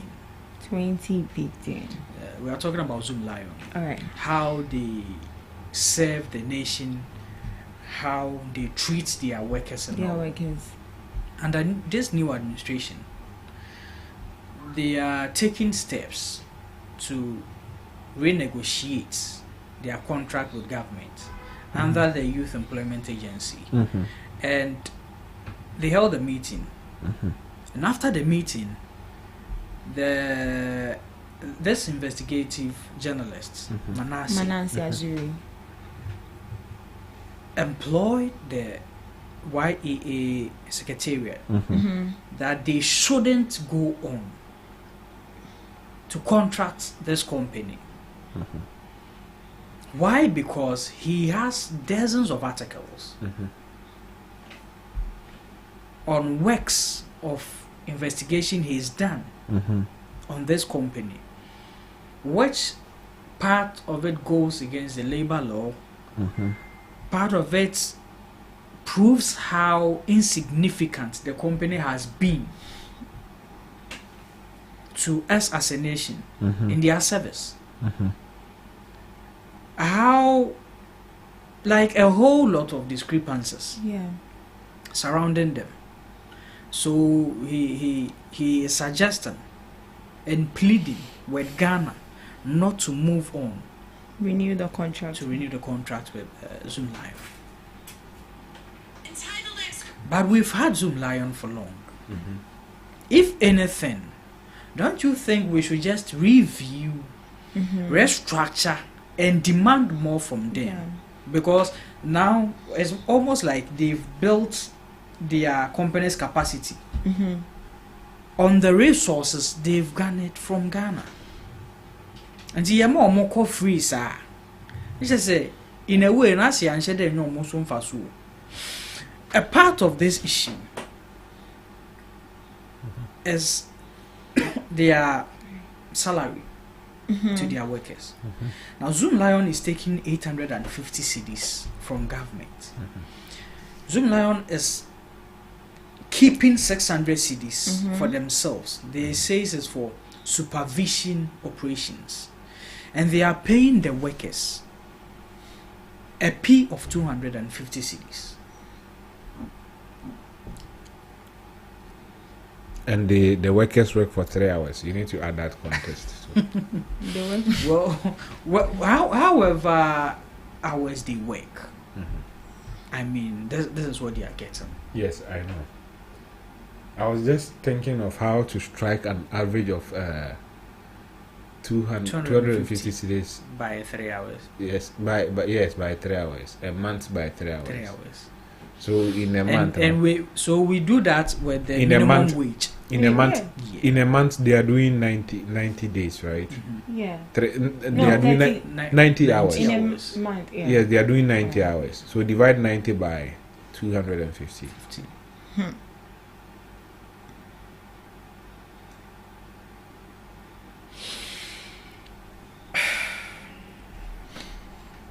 2.77777. So approximately 2.8. Until a day, na juma mnya saying no. 2 cedis 80%. Okay, it's sad. Sorry, we are laughing. In the 3 hours, I'm just saying 2 cedis. The 20 cedis and another 2 cedis. Yeah, the 20 times 90 they had it. 20 times 90. No, but it's 2. It's actually 2. It's 2 cedis, not 20 cedis. Sir, yes. 2 cedis. Yes, it's 2 cedis. 2 cedis 80%. No, yeah, sure. Oh. Okay, multiply 2 cedis 80% by 90. Let's see something. If you get the same 250. 19. 252. It's even supposed to be 2.75. Oh, yeah, Marshall. Yeah, Marshall. The 3 more deal. So in a day, if you are working for Zoom Lion for 3 hours, you are getting 2 cedis and 80 pesos. For 3 hours? Yes. Let's make it 70 pesos because I rounded it. You rounded it? Yeah. So 2 cedis, 70 pesos. For 3 hours. What does 2 cedis buy? Water. Me say bread cry won't give me to bread. Yeah, it doesn't buy bread. Bread. Yeah. Water. The least you get is 5 cedis. You no cry chat. Not even a loaf. And say what a Ghana has. That Juma would die. Any Zoom Lion Juma and that would near Juma be a come. How are you going to survive? Parents. Rent, you're saying. Electricity bill, you're saying. Water bill, you're saying. Bayera bako, you're saying. Bayera bako. Is it a bayera? You try bayera bako cry once you. Do you know bako na yasan sine twa na me like a tube how of much is yam. that? A tube of yam is not less than 50 cedis. Almost 50 cedis, yeah. Let's just say obosumi akatwe na ntimi to 5 tubers of yam. Untwimako. And have you also realized that they can go for like 4 to 6 months without receiving free. But do they really work for 3 hours? We see these people, they work more than those hours. That is what the CEO said, that they are mandated to work for 3 hours. Yesterday I was watching the video, I think here or somewhere. Yesterday after you closed. Yeah. It was when I came in the morning. They were the news that Deborah was doing. Yeah. I think they played a video of him. Yes, saying that they are mandated to work 3 hours. And you see, in as much as we want the private sector to thrive, to create employment, to build the economy, mana brosodo do. It is paltry. It is too small. 2 cedis, 70 pesos. 2 cedis, 70 pesos for 3-hour work. I'm not just looking at it from. I'm just looking at yes. I'm just looking at it from the hours perspective. Abra uko UK nipa opera kwana hono. Nisika in an hour, around £100. Yeah, that's an hour. An hour. Yeah. Yes, £100 converted back Ghana cedis near there. A cleaner in UK earns £100 an hour. Convert it to Ghana cedis. Let's see something.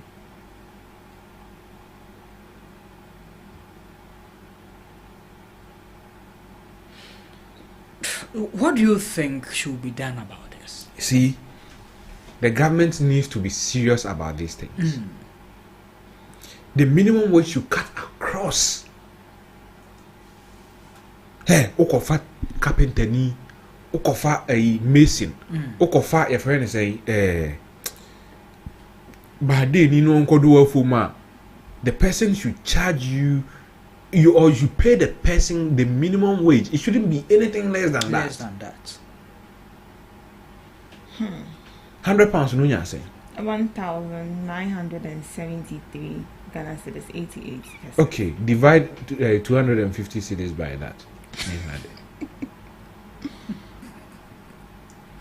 I hope you get the point I'm making. Yeah. In the end, 1 hour UK, ni padodu etimi 2 amaka Ghana. Yeah. Zoom lion. Divided by 250. Obenya say. So, bet you nipa bear 4. Nipa 4. Yeah. And no kra no. Enye monthly wage, UK ni monthly wage o. And hourly wage. And now the train nipa 4 ka e Ghana. Ghana or month. In a month. 0.1. You see how unfair the whole thing is? Who should be held responsible here? Exactly. Is it that the Labour Commission? Where the amount come? Where no? Labour Commission. Because where all these sectors fall under the Labour Commission. Yes. It even falls under our labour laws. And what say? Obi sorry, no this Zoom line for no court. No more church or Muslim or court. No Zoom say I didn't know. But right now, if you go to court, somebody will ask you what is your low cost in the issue. It's also Zoom line workers na etwa mukasa no one was on court. Almost. Hey. No, 250 a month. 250 a month. Yeah, the lawyer. Exactly. So why would 250 a month? Yeah, fan lawyer. One more bet me after lawyers. No more to office or jack into a month. So no lawyer in Ghana can look at and do pro bono this exploitation and decide to do a pro bono. Yes, for these people. Now say oh pro bono now who is he doing the pro bono against? Me say Ghana everybody is corrupt. So how lawyer now cast on your pro bono? Penina or your case na tia na be friend na catch say are you any free? Are you any free?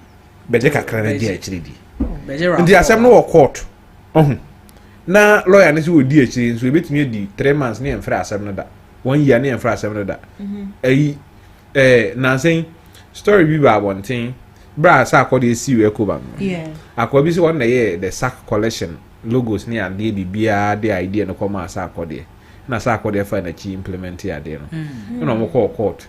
Nti edu time am be settlement. Ada am be settlement ne lawyer be kwa ko ginem no. O say up to ene. Who lawyer ni. So if I listen to these things, I can only come to the conclusion that I just say on my morning in sorry. I been say let's fight for these people. And yes, as a individual lawyer, be so uncle, yeah, baby, actually, no, so align in the packet. I remember when Newmont started their operations or decided to come to Kenya. The youth of Kenya decided that no, Subri so and those villages. So they elected some people to speak for them. To speak for them. In the end, some microphone kwatena abruchiri. To UK no mo no man na youth no hebre. I'm telling you the fact. What's what? And never akwa ba asan abakuruma so a journalist. Hey, I'm telling you the truth. Really? And I'm not sorry, or the moral right to sit on radio and insult people. This is interesting. I'm telling you. But this is interesting. Yeah. So on my head, no. Hey, everybody will fight for their interest. Yeah. Can't trust anybody.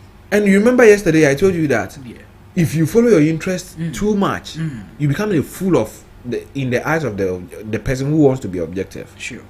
So I feel that say Zoom Lion, I follow. You see, you've built the capacity.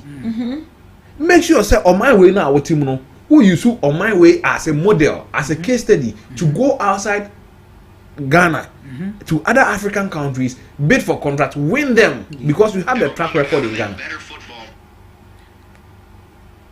You get it? Yeah. But what mun yana sa? The Ghana now mun ya yana no mun peso mo twi Ghana no mo nyina.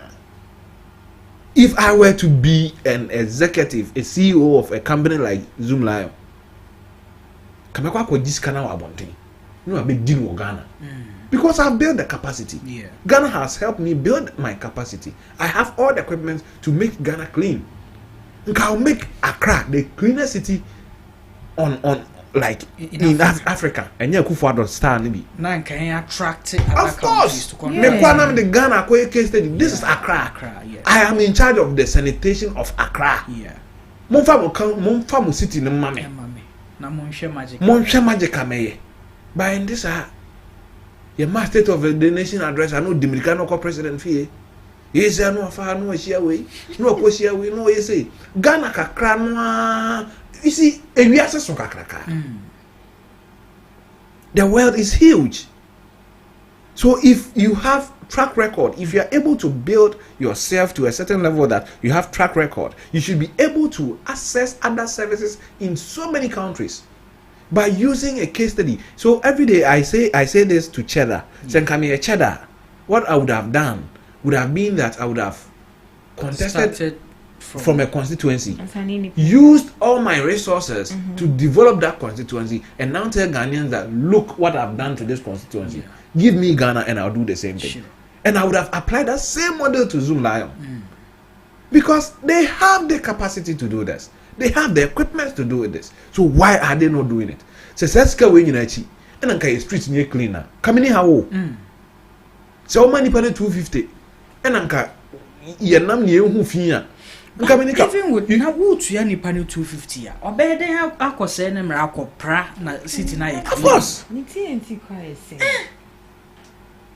o say da no ye nam anya market me no nam anya market me ka je say ewura na fufu kwan no nyina no ke wo say Zoom Lion na prap etwipi no om tutu wura no no mo prapra even gardening na wo space na in Ghana in between the kwan ke wo say Zoom Lion just adding na no ye flowers o dua flower o fa man for adwuma na wo twa mo ka no mo dua flowers no mo wo mo no mo na ye come on wo ye we nyina awie na Ghana you see and now too we are in a modern age. If a foreigner comes here and take a video, hey, this Ghana, this Accra, they see how the place is beautiful. Now you say who is behind? They can say, oh, the government gave a contract to a company called Zoom Lion. Yeah. They are in charge of this.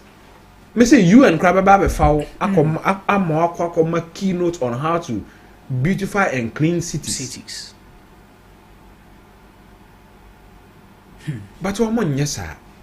Kakra no ya kakra ya person almost sunny nyina mo twene nyina manasa. E wi aseso. Zoom Lion what dibia eye. People are calling for an open bid, a public open bid. As a monopolizing. Yeah, monopolizing system, but you see, as it stands now, one Zoom Lion be Zoom Lion will win it because they have the capacity, they have the machinery to do it.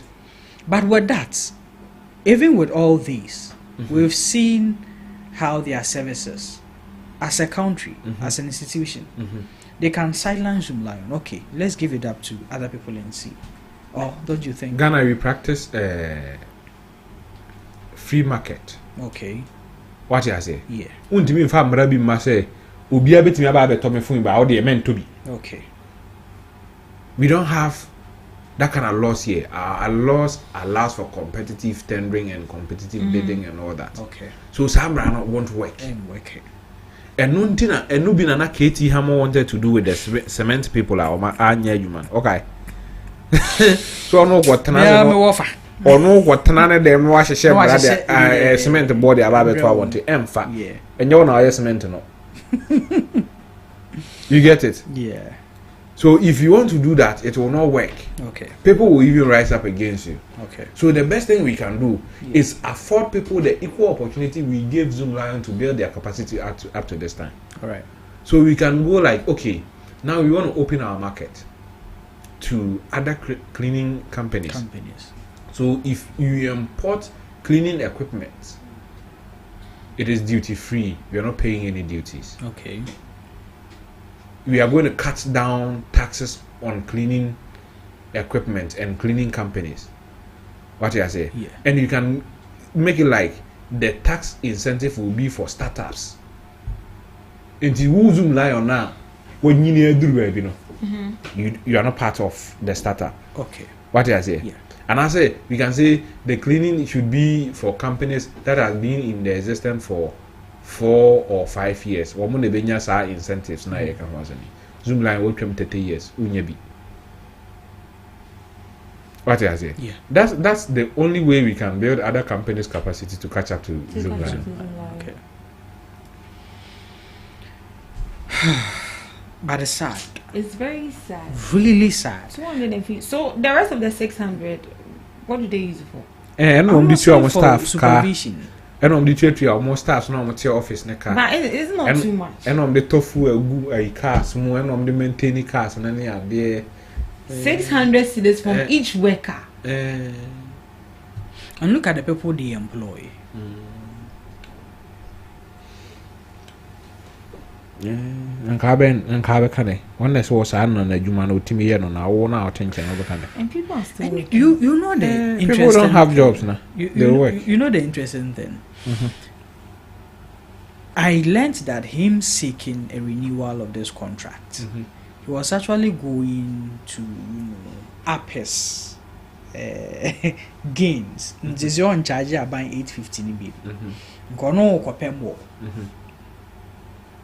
Then to go into his pockets. Then or they bear 10 cities, 20 cities be abeka workers no. For no. No offer ne aka. Yes sir. But how is this fair?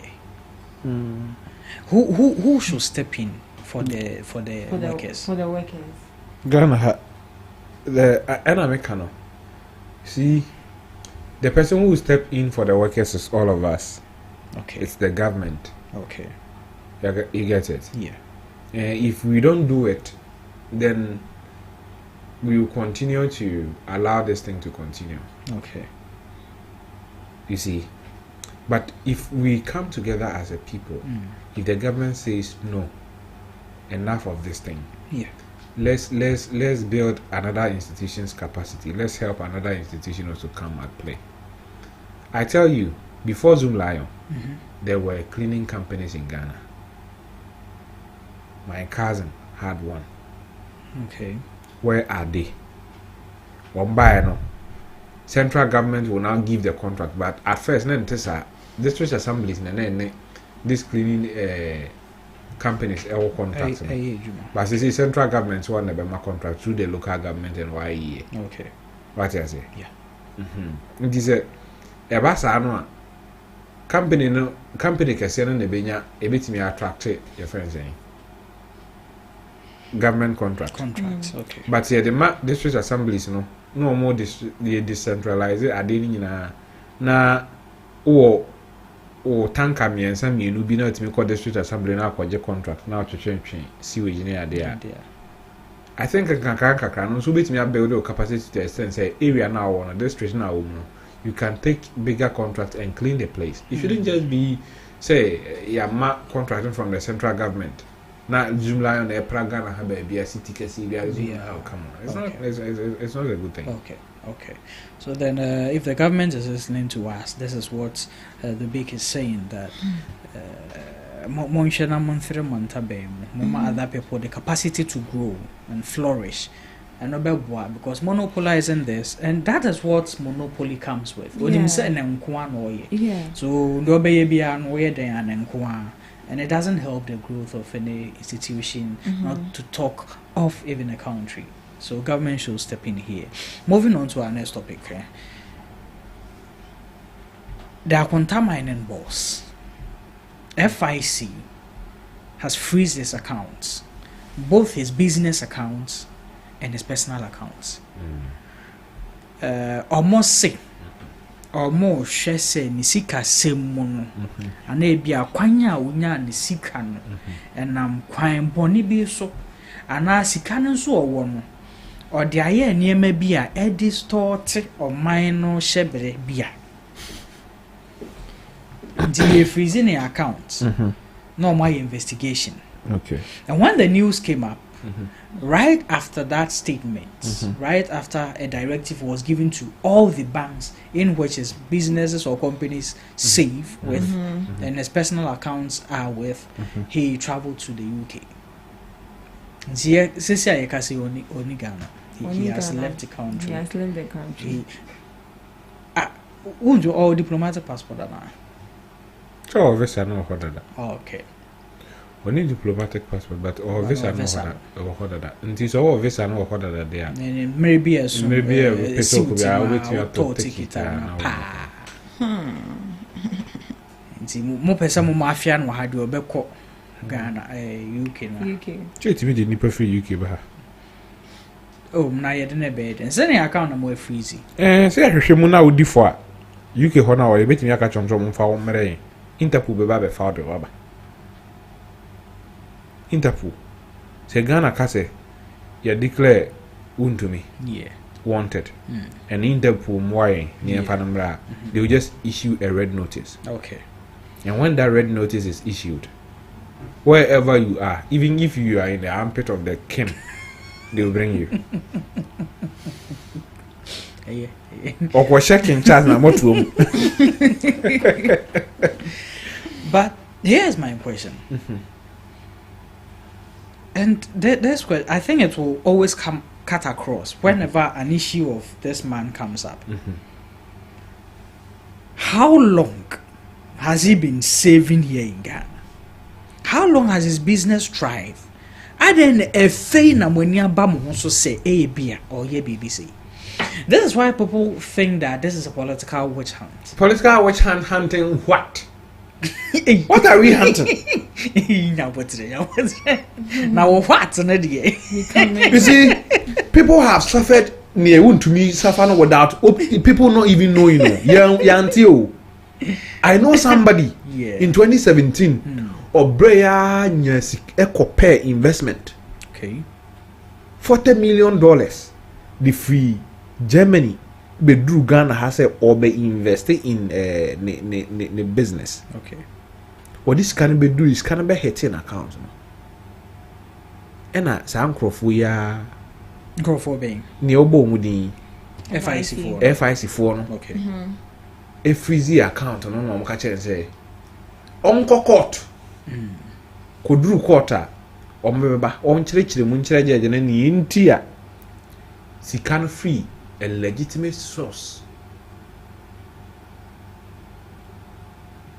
And yes, or more suspicion say why a money bill. Like they feel say they want you to explain the source of scano. Okay. And see say if it is legitimate, ni eja usikama court na fe be ma order say ni sika no aba what the all the necessary documentation are there and money laundering and money be nti mo fa ni sika nyere. Okay. So it's something that it is normal. So, and this person I'm talking about went through the system after court no influence. Court kurana your money date. Wow. Yes. And up to today, you can say the person has not been able to get the money back. Oh. But he's paying interest on the money. Because the money was investment. So she did say on fan the document mpomrano onya that untimi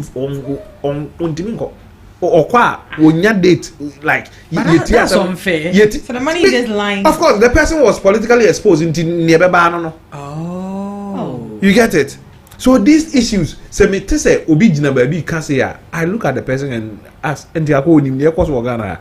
When in the course of Ghana, so I call it Utia ye what this kana na fe na adru so obi die ni sika ba ya wode be ye na dwuma anya kakra ne na busuafo adi no ene ye ne sa obi ante ho hwe ba oyepo we ye politician nti we ye politician we loud nti nanka boni akọ we di akonta man na di Ghana fo yi it's alleged Abujina pon kan yo.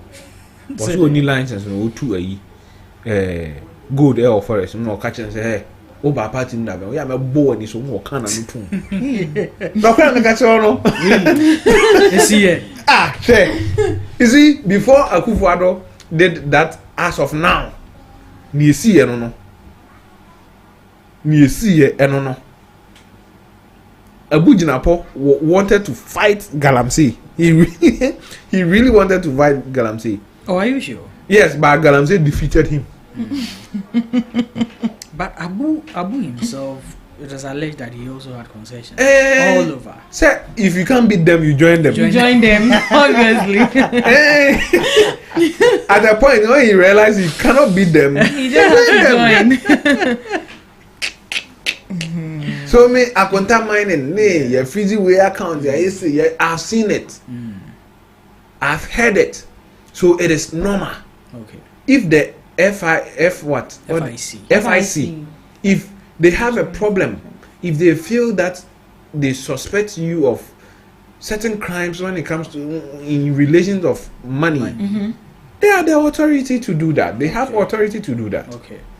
And if you feel that you are also right, your money is legitimate, what you do is you go to court. Okay. The court will listen to your case, they will peruse your document, and then will grant an order. Okay. Say you folks can in the way and yes and guess Okay. So won't to me pen there. Free even call UK and the lawyers can just go to court and provide the necessary information the FIC needs. Okay. And the next minute his account will be unfrozen. Okay. This is what people are asking. Other than all this while, Bibia si ankoso na enure ya ba mfoforo ba yi. Enyema si hante chairman or fund omo party. And say the fact say or fund or party doesn't mean so e boni amenka. Anti wo hwa na ekoso ana aban ba konanka. Ekoso aban ba konanka. Okay. No bedanka. One Kabeka. Oh. Obi Akufo-Addo Timika said he's a gem. This man is a gem. Now, sir, President Class, I admire as well a gem. But genuinely speaking, he's a gem in what sense? In politics now, buga we can't because we be names before. Ni ade. Na Akufo-Addo I win nipa na ote ho. Na nipa sa won ka so gem no e dey. Ah? Nipa sa won ka so gem. Won ka so gem aka tana wana ke kan yo pe no mutu akonya so. Won ka so gem a ke kan yo pe no mutu akonya so. Well, so that is it for Chairman Untu. As of now, he's not in the country. Yeah. Right after. So no dey sir. Asem kesi bi e ba no odwa. Okay. Sa na nse ya omse otumfo friend ni nya na ozo ko UK no yare obeda empa bi so ma otwija na picture ko chi otumfo so ya. Kwana settings. Oh yes, settings too. Settings. No, ye gem. Hwe we gem on fani na Akufo-Addo atimi adi obi ada se so ye gem. So ye gem pa. But was he exposed before he left the country, or he left the country before he was?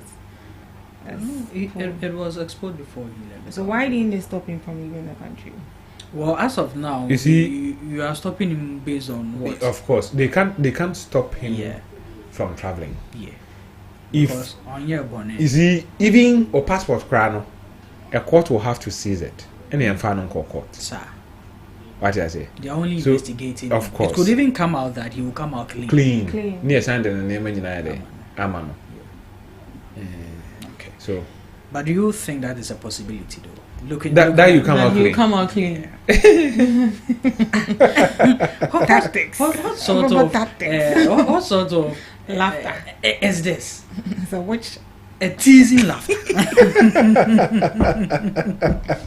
It's like you are teasing the man. No. Yeah, which kind? Hey, in situation like this, Yeah. even if you're going to come out clean, your reputation is far gone. Yeah. Okay. Your reputation is far gone. Okay.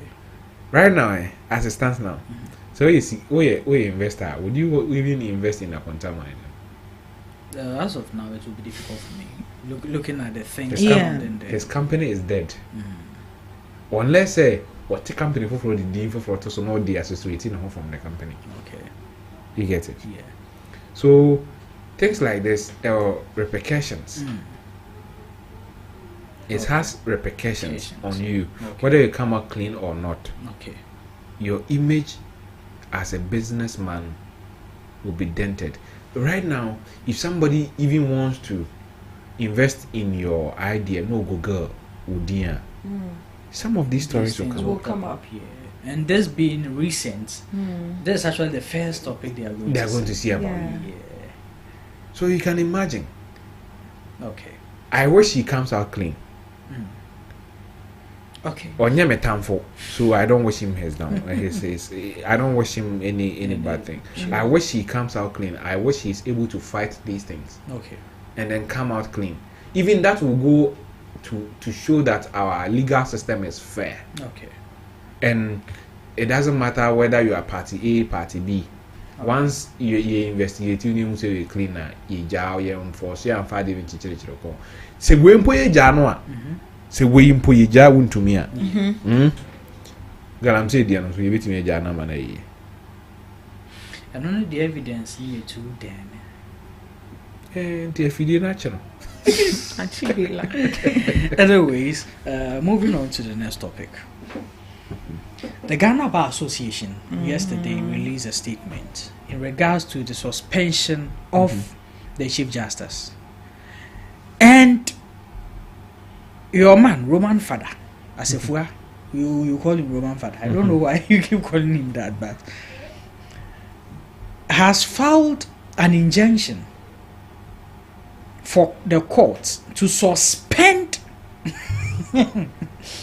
the suspension of the Chief Justice. Come again. Asefua has filed an injunction for the court to suspend the president's suspension of the Chief Justice. In relation to that, I just received a press release. I would want us to read it, but I mean you can talk about. Read the press release first. Why should I read that one? I want to hear it. Okay. So it will inform the way I delve into the issue. Okay. The press release is not from Asefua. That is something I would want us to establish here first. Okay. It's not from Asefua. Who is it from? So where is it from? It is from some political parties. Who say they are going on a demonstration on Monday.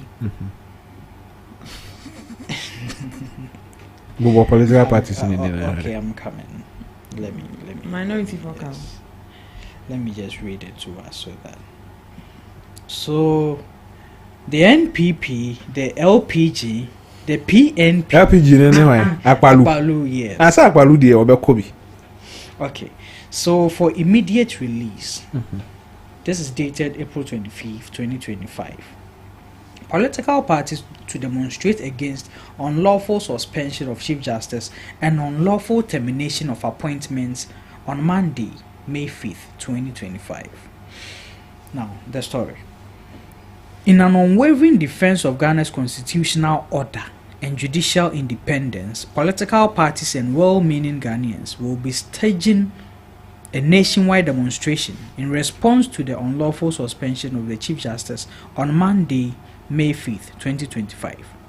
At an emergency meeting held on Thursday, April 24th, 2025, the political parties, namely the New Patriotic Party, the Liberal Party of Ghana, LPG, National Democratic Party, NDP, People's National Party, PNP, Ghana Union Movement, GUM, and other political parties resolved to stand up in defense of our constitution to promote and safeguard our cherished democracy.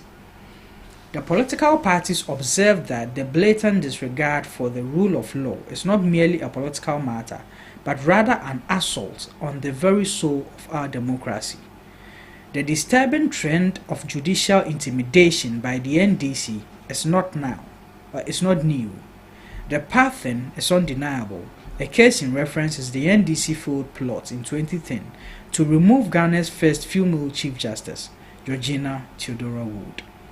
History is being repeated today. The NDC's obsession with capturing and controlling every arm of government, even the independent judiciary, is playing out before our eyes. We must not remain silent. This protest is a clarion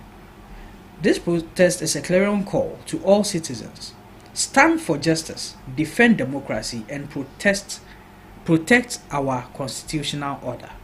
We will not allow political power to erode the foundations of our republic. Let it be known, Ghanaians will not sit idly by while the independence of the judiciary is dismantled.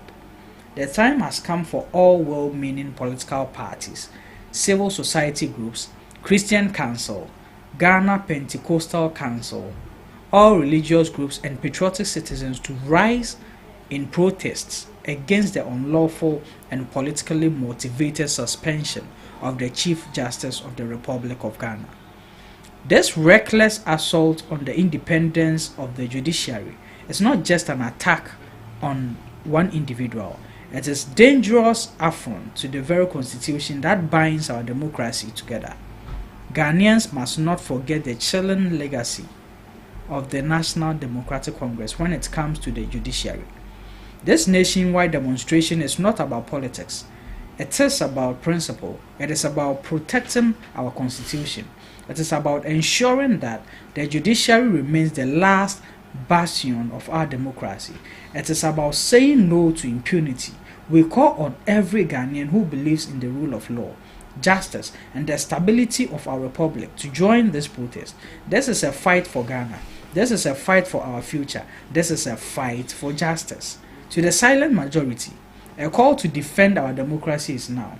The orchestrated attempt to remove the Chief Justice is not an isolated development. It represents a calculated and far-reaching agenda by the opposition NDC to systematically compromise the independence of key constitutional bodies. Intelligence within political circles strongly suggests that efforts are already underway to petition for the removal of the chairperson of the Electoral Commission and her deputies. With a hand-picked Chief Justice potentially presiding over judicial decisions, this move would pave the way for full political control over Ghana's democratic institutions. Even more concerning is what lies ahead. A covert plan to pursue constitutional interpretation at the Supreme Court once reconstituted with loyalist appointments to challenge the conventional reading of Article 66(2). The ultimate goal is to legitimize John Mahama's bid for a third term as president in the 2028 general elections. Unlawful termination of appointments.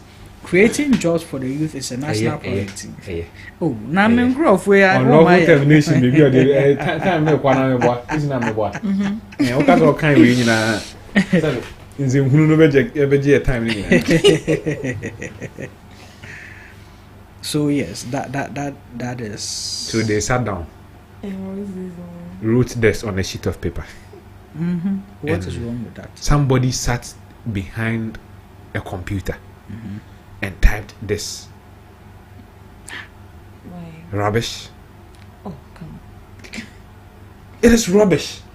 Which when they were saying it is our constitutional order, our democracy. Constitution na mo kan ho asem no. Eno na ma president ho kwan no ye ne ye no. Which article in the constitution did they quote that the president's action is violating? If what the president is doing is unconstitutional, but if it is a constitutional process that we are going through, now international say it is affluent on the constitution, the constitutional order. Now say, you're not saying anything. Maybe tell us Article 196, Article say, Article say. Enti President in the say no, etia article saying that what the president's action is doing contravenes. Which article?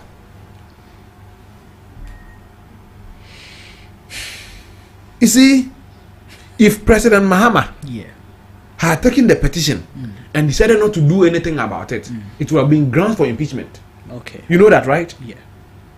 Yeah. So what the petition was saying, what the petition number? Yeah, the president would have been impeached. Yeah. It is then na yepe president will be dimraso. Now why nema according to the dictate of the constitution. And I say the president on what did to me what do we want as Ghanaians? But is it true? They are saying that they've gathered intelligence that the far end of this game for the NDC is to bid a third term for the president. How true is that? How genuine is that? Is this not alarming? Alarming to who? To us as a people, because president, we know by constitution. I will say, they are relating this to even the constitutional review. Once I review constitution, na constitution ya togu na de soldier for us no more to constitution we go no mo di o ma na so te se na traore no bokine san krofo we benya no akasa you see me ba if John Mahama tries to go the third term na ofamra kwan so na constitution na man na kwan se onye na saa mini how but emra bi wo hwa emma president to go on a third term. You see, the constitution itself on the term of president is clear. Or 2 terms to go. The constitution didn't say whether it is consecutives or not. When was that a lawyer? Another angle. The constitution never says 2 consecutive terms, and I say 1 separate term, or say 2 terms. Enti emra ba ko no ubenya lawyers a won be kire mu different.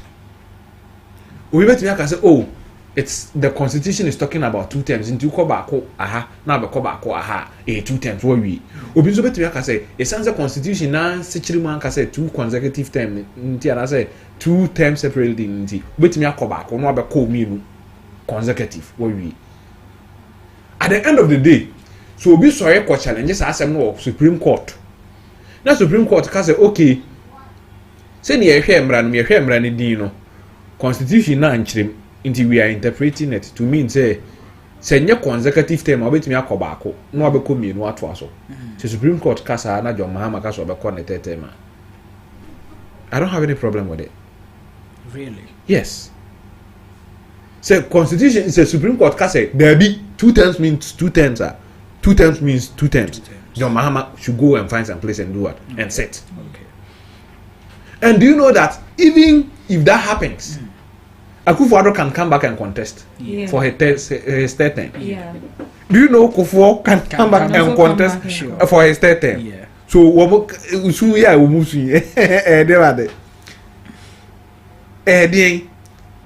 unless Mahama says that men kwana meet me akọ 3 times wo bi antimi nkobi no obi emu dia so mu bi constitution no obi antimi akọ 3 times dia I didn't think I was say how okay subsequent presidents will come and go 3 times meboa yeah